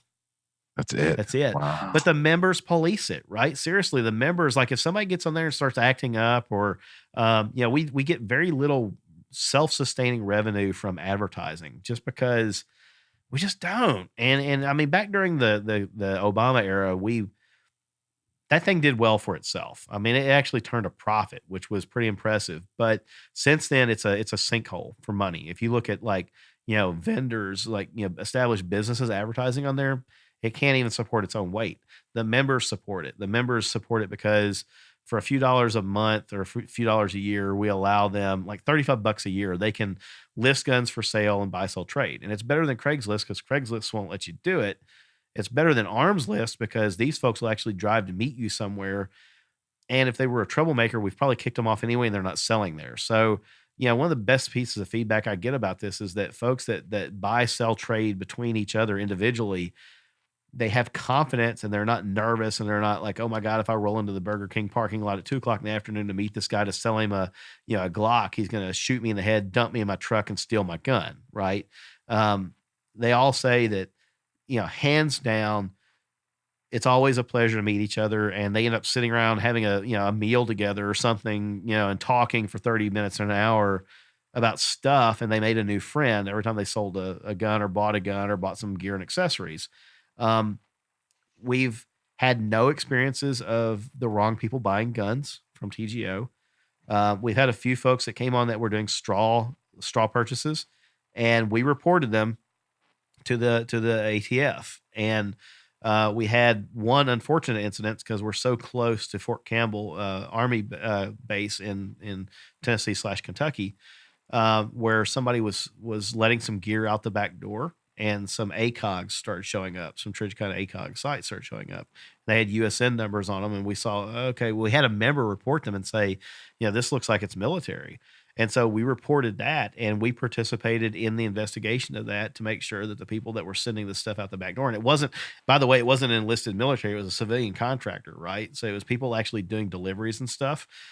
So anyway, long story short, we've been very much on the right side of the law, and our members help us police it. So 4 moderators about all volunteer, and they help because the members take care of the community. So, like I said, I've got a lot of reasons to be super proud of these folks. They are, in a lot of ways, they've restored my faith in humanity. That's awesome. That's great. So try and get through a couple of others. There's 2 questions. There's one that asked us to discuss favorite AR-15, okay, barrel length and why in particular. And then someone else that asked a question about AR-15 pistols. Are they just a fad or are they practical? I feel like there may be a little overlap. Okay. I would also refer back to the episodes with Mike Cicino. Yeah. About the AR-15s. I think there's a lot of good information, certainly a lot more than we'll ever be able to provide in the time we have remaining, or even if we had until the end of the world, we wouldn't be able to give you the information that Mike did. So what's your favorite AR-15 and why? And Mark, I think that's really kind of like in your wheelhouse, because I'm not a super big AR guy. I have a pile of them. And I think my favorite one is a 11.5 inch gas gun. It's Noveski upper and lower receivers. It has a ballistic advantage barrel with a BCM KMR handguard. It's got a Geisley SSAE trigger. It's got a Mission First tactical stock, Trijicon MRO, Steiner D-ball. It's got Magpul M-Bus Pro rear sight, and then my suppressor on it is a Griffin Armament Recce 5. That is my favorite AR gun that I've got. Just kind of my workhorse. It's all that money I've got invested into it, got it all done, laid it on the floor and spray painted it. And now over a couple years worth of work and a couple classes and stuff like that, the spray paint looks all nasty and battle worn and awesome. That's beautiful. And, like the safety selector's all polished black, just because I've wiped it on and off so many times, like right in that area. It's all like worn perfectly. It's an awesome gun. I love it. The only thing I've really changed on it much is the trigger. I did an Elfman tactical trigger, and I was just having it's got so much adjustment to it. I was having some problems with it coming out of adjustment, even though I was Loctiting it. So I ended up getting some light primer strikes because it just wasn't hitting hard enough. Interesting. And I got sick of fussing with it, so I yanked it out and put the Geisley in it, and that solves that. One of the best, arguably the best trigger on the market. Absolutely, yeah. But when you think about AR triggers, it's like Geisley is like probably top of the heap for a reason. So yeah. Yep. So yeah, that's my favorite. And then I've got almost the twin to it, but longer, 16-inch gun in 300 blackout. And then I have the Griffin Recce 7 on that, and that gun, man, running subsonics through a 16-inch gun with a can, it's like, you know what I mean? Like it's so quiet, and it's just a freaking blast to shoot. But that one has a Vortex PST, is it PST? It's a 1-4. Oh, the optic, right? Yeah. Yeah. It's got a 1-4 on an American Defense mount, QD'd. And then, that's a great gun too. And then I also I've got the little Angstead AR 9mm, takes Glock mags. It's got a folder. It fits into my Vertex backpack. And then I have the Griffin Armament a 9mm can for that, which is also kind of fun with suppressed 9mm running, just stuff in some 30-round Glock mags and go to work. That's got a little. I bet that armor thing barely on top moves when you shoot it. Yeah, it's really a blast. That's been a fun gun too, but pistol caliber carbines is a huge conversation. Yeah. Not one we could actually do a show on pistol caliber carbines. Absolutely. You could do a whole show on pistol caliber carbines. As a matter of We were fact, also talking about doing we were also talking about, I think last time after the show, we had talked about doing an AR modification conversation, right? Which could totally be another episode. So stay tuned for that one, because I have a ton of information for that one, because building ARs is just something I like to do. I would constantly just buy parts on the secondary market, buy, and then I'm like, oh, I have enough to build a gun, so I build it. And that's just kind of how I do it. So yeah, I've gone through lots of different iterations and platforms, and I found out what works good for me and what doesn't, and why. Yeah. What about the AR pistol? I mean, so I think, do you have one that's technically a pistol or no? I've got a few, yeah. Okay. And they're cool because you can keep a pistol loaded in your vehicle. Yeah. Okay. In New Hampshire, anyway. Right. I think most states. There's none of that red tape. And why not? So many people don't want an SBR and don't want to wait, don't want to pay the tax stamp, don't want to do that. But you put on, a stabilizer or a brace or something like that, functions just like a freaking stock. And especially with like the new SP Tactical SBA3, the adjustable one. Yeah, like that. Jordan is modeling for us now. Yeah. Thank you, Vanna. Yeah, gotta do the Vanna hands. You gotta, kind of, yeah. Yeah. Vanna's job is safe. Beauty. Yeah, that's for sure. So, no, I think if you weren't an FFL, Mark, you probably would have been far more hesitant to register your SBRs, right? Yeah, I'm already on the list, so why not? Right. Right. Yeah. Once you're there, I've already got my pictures, my fingerprints, everything. I'm an FFL and an SOT, so and also just you get to play with your guns while you're waiting for them, right? Well, I guess no way. That's a perk. Yeah. But yeah, you can still create that. So yeah, even when I buy a suppressor new, it's 2 me in 3 days. Yeah, exactly. So I just set up a trust. Well, actually, it's not notarized yet, but I just went through the process this week, and I've got 3 suppressors fully paid for. And I have a couple projects that I want to, a couple guns that I want to form one, but just as far as asking whether AR-15 pistols are just a fad or if they're practical, I hope they're just a fad. I hope that we can get the SBR, get the NFA nonsense repealed. I don't have any real hope of that. I don't have any faith, and I don't want to turn this into a political discussion, but I don't see that happening anytime soon as much as I want it to be. I'm very frustrated by that. Yeah. But especially with things like the SBA3, which I'm holding up again for those that are watching live, I don't understand. I took this gun out. I just built this this weekend. I have a 9-inch barreled 300 blackout AR pistol with an SBA3 as the brace, and it fits on a standard buffer tube, not a round pistol one, standard carbine buffer tube. And I don't understand the difference. Why?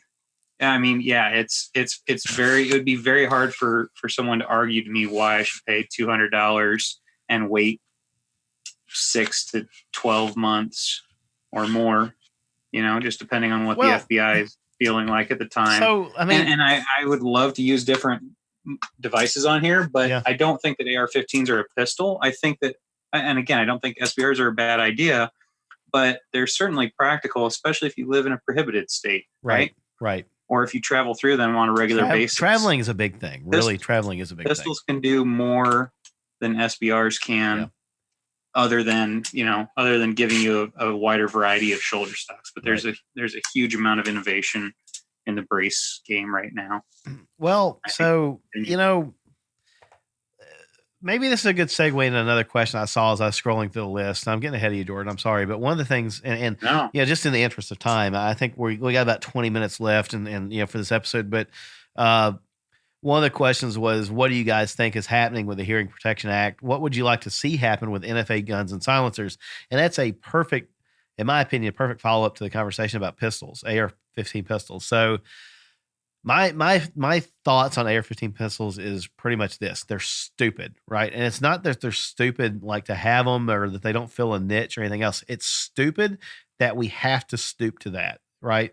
Because it's hard to tell the difference between it and a buttstock, other than the fact that a buttstock is position adjustable without using tools, right? And so, it's granted that, most of the pistol braces are designed in such a way they can be, split apart and Velcroed around your arm and so on and so forth, right? But they're also designed in such a way that a person could use them in a way that's unintended by the manufacturer and shouldering it. And it's not as comfortable as a buttstock or whatever, but it gets the job done in a pinch. And I think it's just absolutely absurd that we are still being governed by a law that was passed during Prohibition, and it was used to try to catch mobsters. That's all it was used for.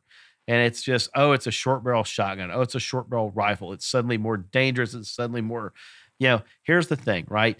If my neighbor is having to defend himself against a home invader, I would much rather him use a rifle that he can shoulder and have more points of contact against the gun with than a pistol that he might be shooting erratically and sending rounds out into the street or into my house or into my kids or anything else, right? So for God's sake, repeal the NFA. I think it's just stupid. So I hope that they don't, again, and I'll say, I've mentioned this before, I think, but I could rant about this for hours. The ATF is not a legislative agency. They're a law enforcement agency. They should not be able to legislate by letters of opinion. And I'm not a lawyer. I don't play one. I didn't sleep at Holiday Inn Express last night. I'm fascinated by listening to really smart guys like Adam Kraut and others that are lawyers talk about this. But, it's just, it feels like extortion to me as a legal gun owner. And if they want to extort me, I'd rather them extort me in a way that allows me to get on with my life. In other words, I'd like to be able to walk in and enjoy some of the same things that a SOT can. And I'd like to pay my tax stamp. I'll plunk down my $200. I'll let you run me through the NICS background check. I'll let you run me through the FBI background check, whatever. But let me walk out of the daggum store with my suppressor, with my AR, and let me go on with my life. If I can do it like right now, I'll spend the money. So if it's all about government taking in income, run me through the background checks, let me screen it, let me take my suppressor home today.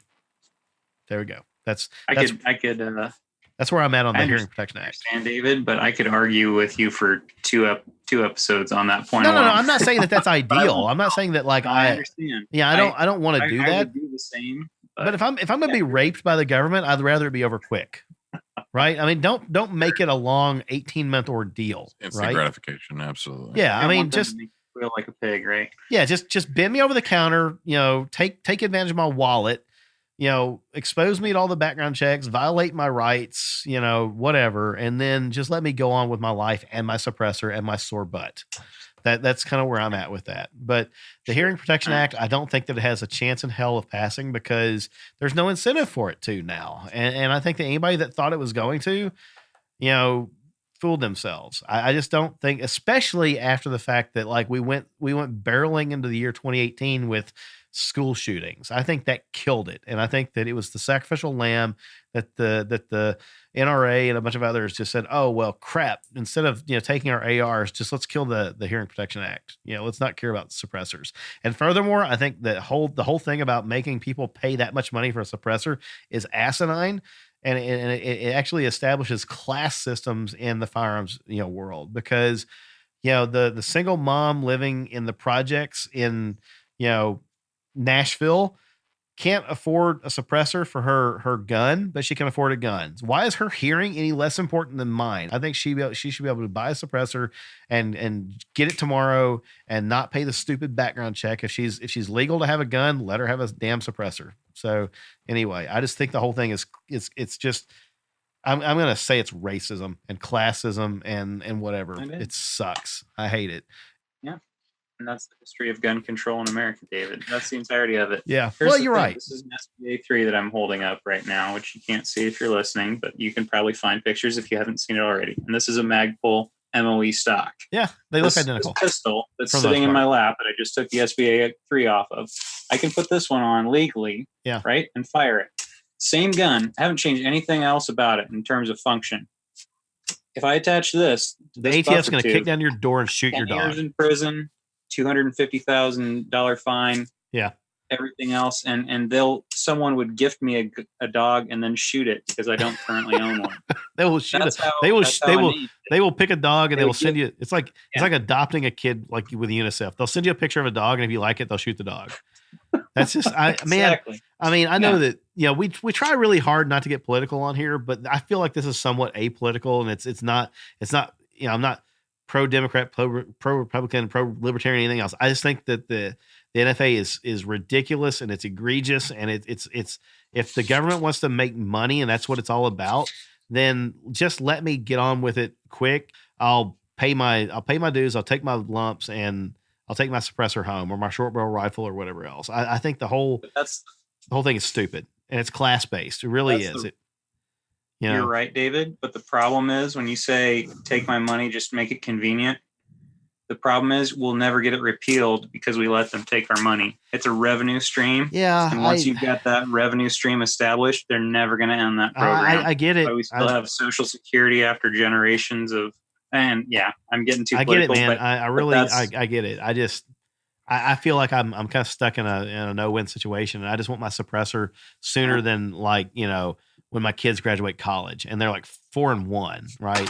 So I don't want to wait 18 years for my suppressor.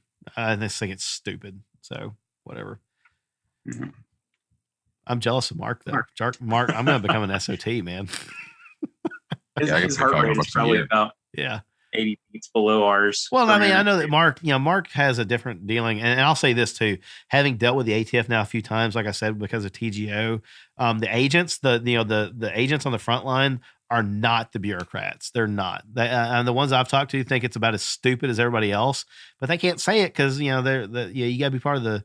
You can't say that, right? You just can't say that if you're employed by them, but you can see it. And I mean, a few of them have said it off the record. They've talked to me. They're like, it's dumb, but.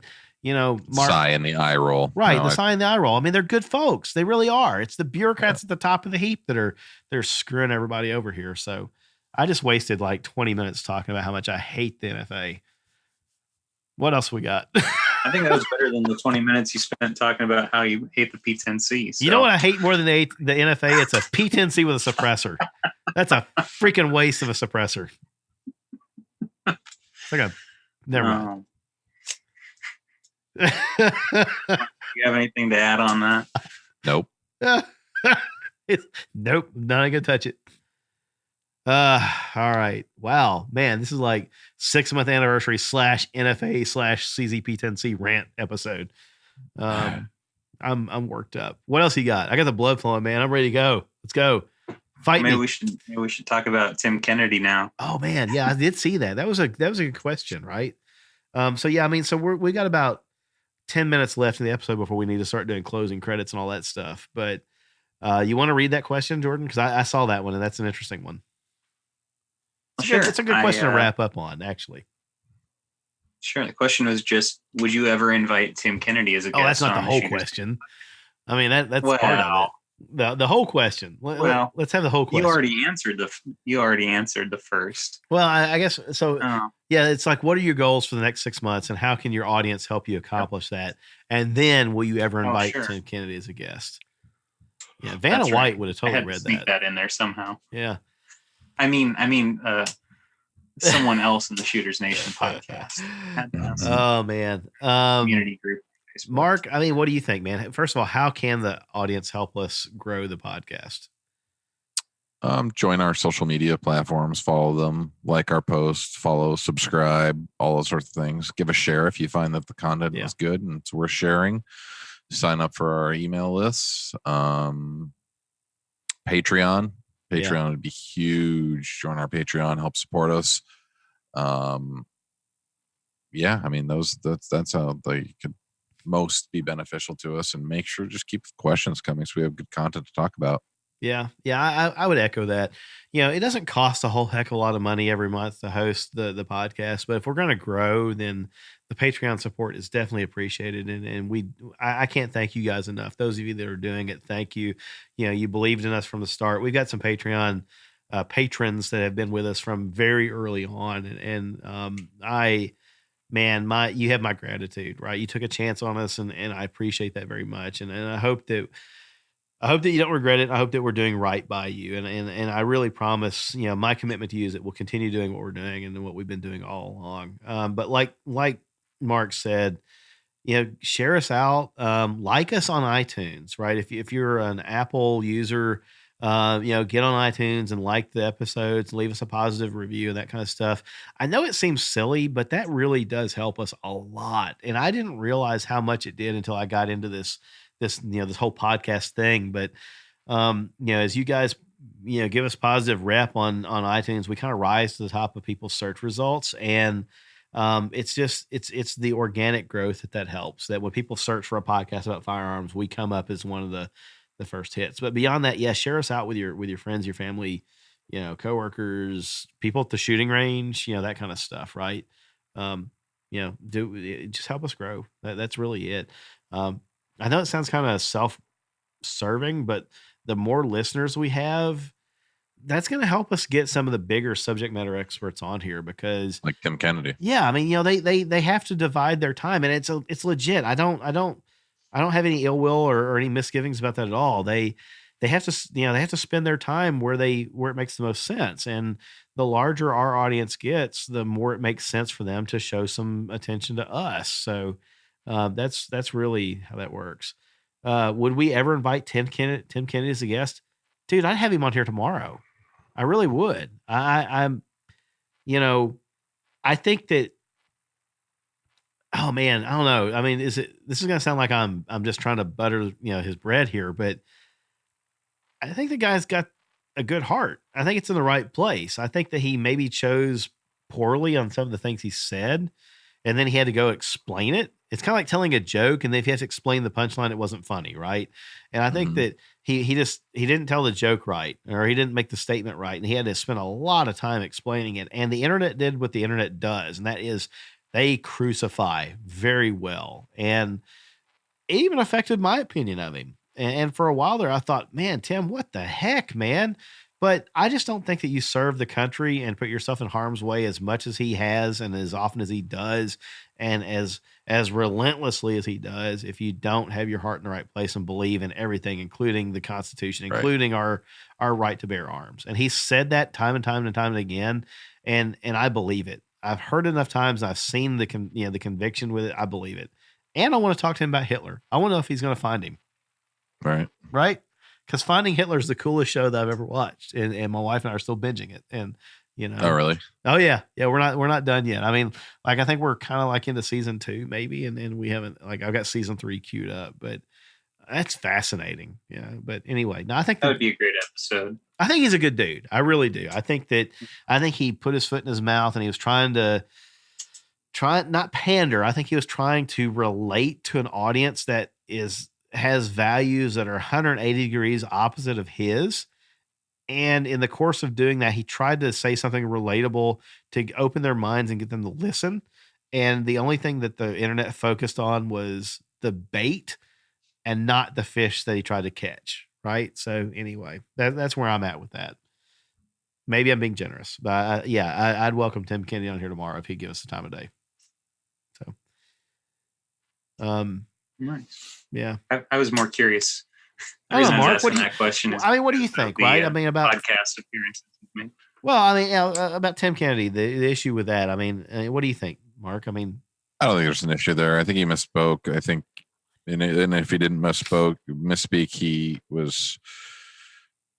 I mean, I kind of believe his intentions. I think he's a patriot. I think he's a. I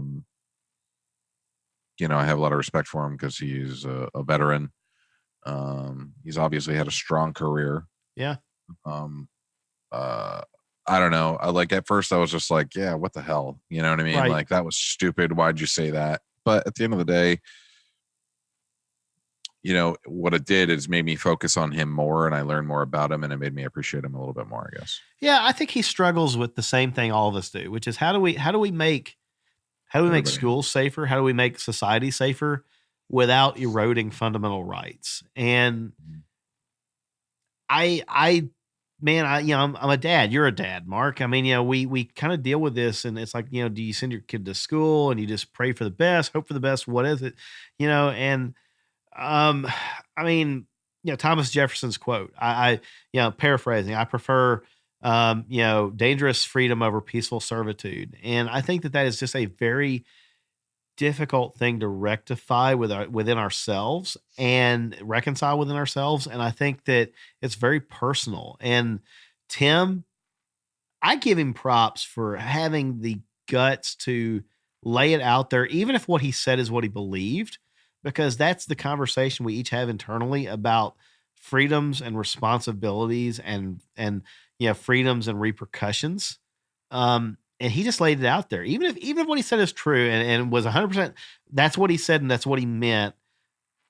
I have respect for him for putting it out there for everybody to look at, because I'm not entirely sure that you want to hit me on my weakest day after a school shooting and ask me, for my exact thoughts on the spot about, crazy, Ritalin addled, whatever, kids that are messed up and angry at the world, chemically imbalanced because of medication and whatever else, should they have access to a quote unquote assault rifle, right? Or a slingshot or a knife or a bottle rocket, for that matter. I mean, I don't know that you want to hit me with that on the cusp of seeing kids carried out on stretchers dead.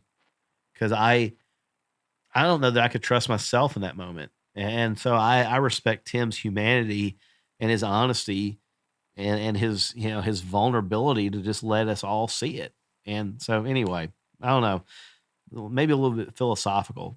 At the end of the day, I'm going to err on the side of the Constitution. I mean, dangerous freedom over peaceful servitude. But I can't fault the guy for struggling with the question any more than I struggle with it.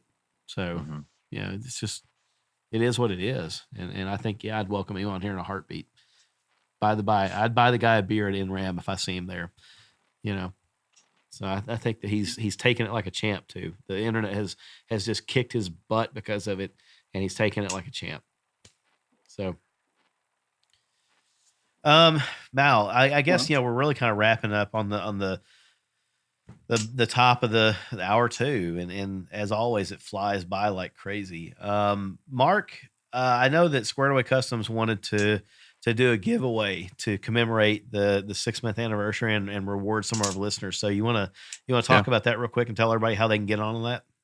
Yeah. So go to the Shooters Nation website, submit your email address, and sign up for, what is it? Is it called newsletter? Mail Blast. The newsletter. Mail Blast. Yeah. Sign up for the Mail Blast. We're going to collect all of the emails for people that have signed up. And at the, what do we say, September 30th? End of the month. Toss them all into an Excel sheet, do a random.org for, if there's 75 entries, we're going to do a 175, pick a random number out of there and go to that number on the Excel sheet. And that winner will win a $75 gift certificate to Squared Away Customs. Yeah. So deadline to sign up for the Shooters Nation Mail Blast, September 30th. So on the first day of October, I will take and pull the list, and I we'll actually, I think with random.org, we can dump the emails and like the names and stuff into that. We have it spit out the right person, and I'll screenshot it and I'll post it on our Facebook page. I'll post it on our Instagram page. Here's the winner. We'll mention it. We'll send it out in our newsletter. So if you signed up for the Mail Blast, you're going to find out about it probably before anybody. And we'll just announce the winner. And what do they get? They get a gift certificate for Squared Away Customs. Yep. Yes, sir. That's awesome. Well, so there you have it, folks. It's real easy. Sign up for the Mail Blast mailing list, and you got a chance to win. That's actually really cool, because we've got less than 100 members on there right now, members of our audience. So the odds are actually really good in your favor. You could, currently you'd be 1 in 100, but we'd like to see that grow. And I'll promise you this, we don't spam it. We very seldom send out to it right now, but in the future, when we send out to it, it's going to be something that will be worthwhile and something that you're going to want to hear that about. you'll want to hear about. It'll either be a promo from one of our vendors. It's a special for our listeners or something like that. We're not going to send you ridiculous stuff that you want to delete. So, all right. Jordan, man, thank you, dude. This was fun. It's always good to see you. First of all, I don't mean to make you think that we don't just love your company, because we do. We always enjoy talking to you.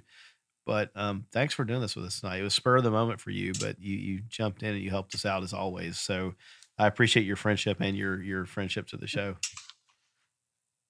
Likewise, I appreciate the opportunity to be on. I've been enjoying the podcast immensely, and I can't wait to see where the podcast goes in the coming months and years. And here's to many future episodes with actual experts, not just us. Amish arms. Yeah. Not just me. So no. It's been good. I think you guys have a good chemistry and a good understanding of guests, how to ask good questions and pull information that's useful for the listeners. So as long as you can keep on with the same mindset and humility, I'm really excited to see where this goes. Yeah, you and me Thanks, both, guys. man. Yeah. Well, likewise, Mark. Thank you, man. It's been a lot of fun. Absolutely. I've enjoyed it. I enjoy your friendship. I value it. It's I look forward to the day that we actually get to meet each other, which is really funny because the listeners are probably like, well, these guys probably hang out all the time. No, we don't. Right. No. I mean, Mark's in New Hampshire. I'm in Tennessee. So one of these days soon, it may actually, I don't know. It's probably gonna be NRAM if I'm guessing. Right. But yeah, probably. Yeah. So I'm looking forward to it, but I really appreciate it. You've been a invaluable part of the show. There wouldn't be a Shooters Nation without you. I guarantee it. So, it's been fun. It's an absolute pleasure, and I like just having the conversation and being able to help people out where I can and learn along the way. Yeah. I mean, it's funny. We've made mutual friends as a result of it. I know that my wife, enjoyed getting to know your wife and that kind of stuff. So it's neat. I mean, it's if we stopped doing this tomorrow, I would be extremely sad. So I have no plans to stop it. So. Yeah. All right. Well, so closing comments, special thanks to our patrons. We mentioned you guys earlier, but if you're supporting the show financially, I can't thank you guys enough. You're directly supporting future episodes and making it all possible. If you want to support the show, you can do so by visiting shootersnation.com and look for the donate button.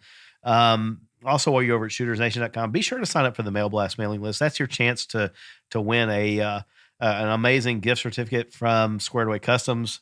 We had one of the folks, Mr. Tribby, asked in the chat session just a moment ago, if you're already on the mailing list, are you qualified? Yes, absolutely. If you're already there, you'll be entered in the same as anybody that enters in the next few days. So you've got till the end of the month, the end of September to do that.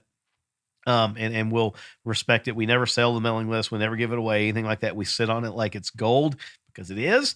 While you're there, head over to the idea link. Tell us what you want us to talk about in future episodes. If you submitted questions or topics for this episode and we didn't get to it, we're going to talk about it in the future. We'll kind of go through some of that stuff and cover it, and see what we can do there. We had a few good episode recommendations come in on email this past week, Mark. We had a guy ask about bullpups. Would we mind doing an episode on bullpups and how that fits into a person's arsenal, or how it might? I'll be honest, I have zero experience with that. So perhaps you do, or perhaps we can find a SME that does. Be interesting to talk about. I know that the IWI Tavor really kind of tickled my fancy a while back, but for some reason I just kind of never went into it. I have a really hard time with them. I have like a 6'9" wingspan. Yeah. So when you get me all cramped up in that little tiny platform, because I can't reach out with my handguard. Right. Yeah. I just run. I got too much. It kind of makes you like go full T-Rex. I feel the same when I'm shooting an AK. Yeah. So, I'm with you. Yeah, because the AK, like, you don't generally go to the hand grip. You go to the mag and you hold the mag. Yeah. That's kind of like the modern style. I'm sure that Mikhail is Kalashnikov's rolling over his grave every time he sees somebody grab the mag. I don't know, but anyway. All right, so definitely send us some of your ideas. We appreciate that. And, let us also know about the Shooters Nation community. If you really want that to be a thing and that would be valuable to you, if you don't appreciate being on Facebook, then I'm game, right? I just need to make sure that it's worthwhile and that folks are going to use it and stuff. But in the meantime, definitely go to Facebook, find Shooters Nation, find the Shooters Nation community and sign up there. You can interact with us offline. You can interact with our SMEs, that kind of stuff. And it's just fun, right? We hang out all week and talk about guns. And I guess the benefit of it is, it shows up on your phone like magic if you've got Facebook on your phone. So that's always cool. Definitely hit us up on social media. We're on Instagram. We're on Facebook. That's it. I don't do the Twitter because Twitter's just kind of annoying. I can't get my thoughts out in 240 characters. Heck, I can barely get them out in 2 hours. So 240 characters is just a bit ridiculous. I let Donald Trump have Twitter. We take over Instagram. There you go. All the Trump on Twitter. None of the Shooters Nation on Twitter. I'm gonna have to work on that. I think there's a slogan there somewhere. I'll have to see if I can figure that out. Those of you that stuck with us for the past 2 hours on YouTube, thank you. We appreciate it. We appreciate your questions. If we missed anything, our apologies. Thank you for listening to me rant about CZs. Thank you for listening to me rant about the ATF. Defund the ATF, defund the NFA, down with it. Make suppressors as easy to buy as milk. Do it for the kids. Your kids need hearing. They can't hear you yell at them if they don't have hearing. So there you go. That's actually probably a pretty bad slogan for getting rid of suppressors. There's probably something better than that. I'm sure that people don't want to yell at kids. I don't know. Jordan's over there laughing. Jordan, you don't have kids yet. When you have kids, you'll be yelling at them and you'll want them to hear you. And that means you're going to want suppressors. See, Trust it me. makes sense when you put it out like that. I'm thinking of buying a pair of electronic ear pro for each of my kids, right? And then just permanently affixing it in the most magnified setting, and like so super gluing it to their heads. Hurt my throat. Yeah, so I can just speak to them calmly like this, and have it come across like the voice of God every time I make a proclamation. Oh my gosh. And also, I feel like we should have ended this before you started this admission of future guilt. The benefit of knowing a German dialect is that even when you're trying to say something nice, it sounds like you're yelling. It sounds terrifying. It does. Yeah. My favorite little saying is tell somebody you love them today, but screaming at them in German, so it's terrifying. So yeah, I'm going to learn I love you in German just so I can yell that at my kids. That's who Ich liebe dich. What? Ich liebe dich. Gentlemen, thank you. Audience, thank you. We appreciate you very much. We will talk to you again next week. Thanks for making us a part of your lives. Until then, be safe out there. We'll talk to you again soon. Thanks a lot.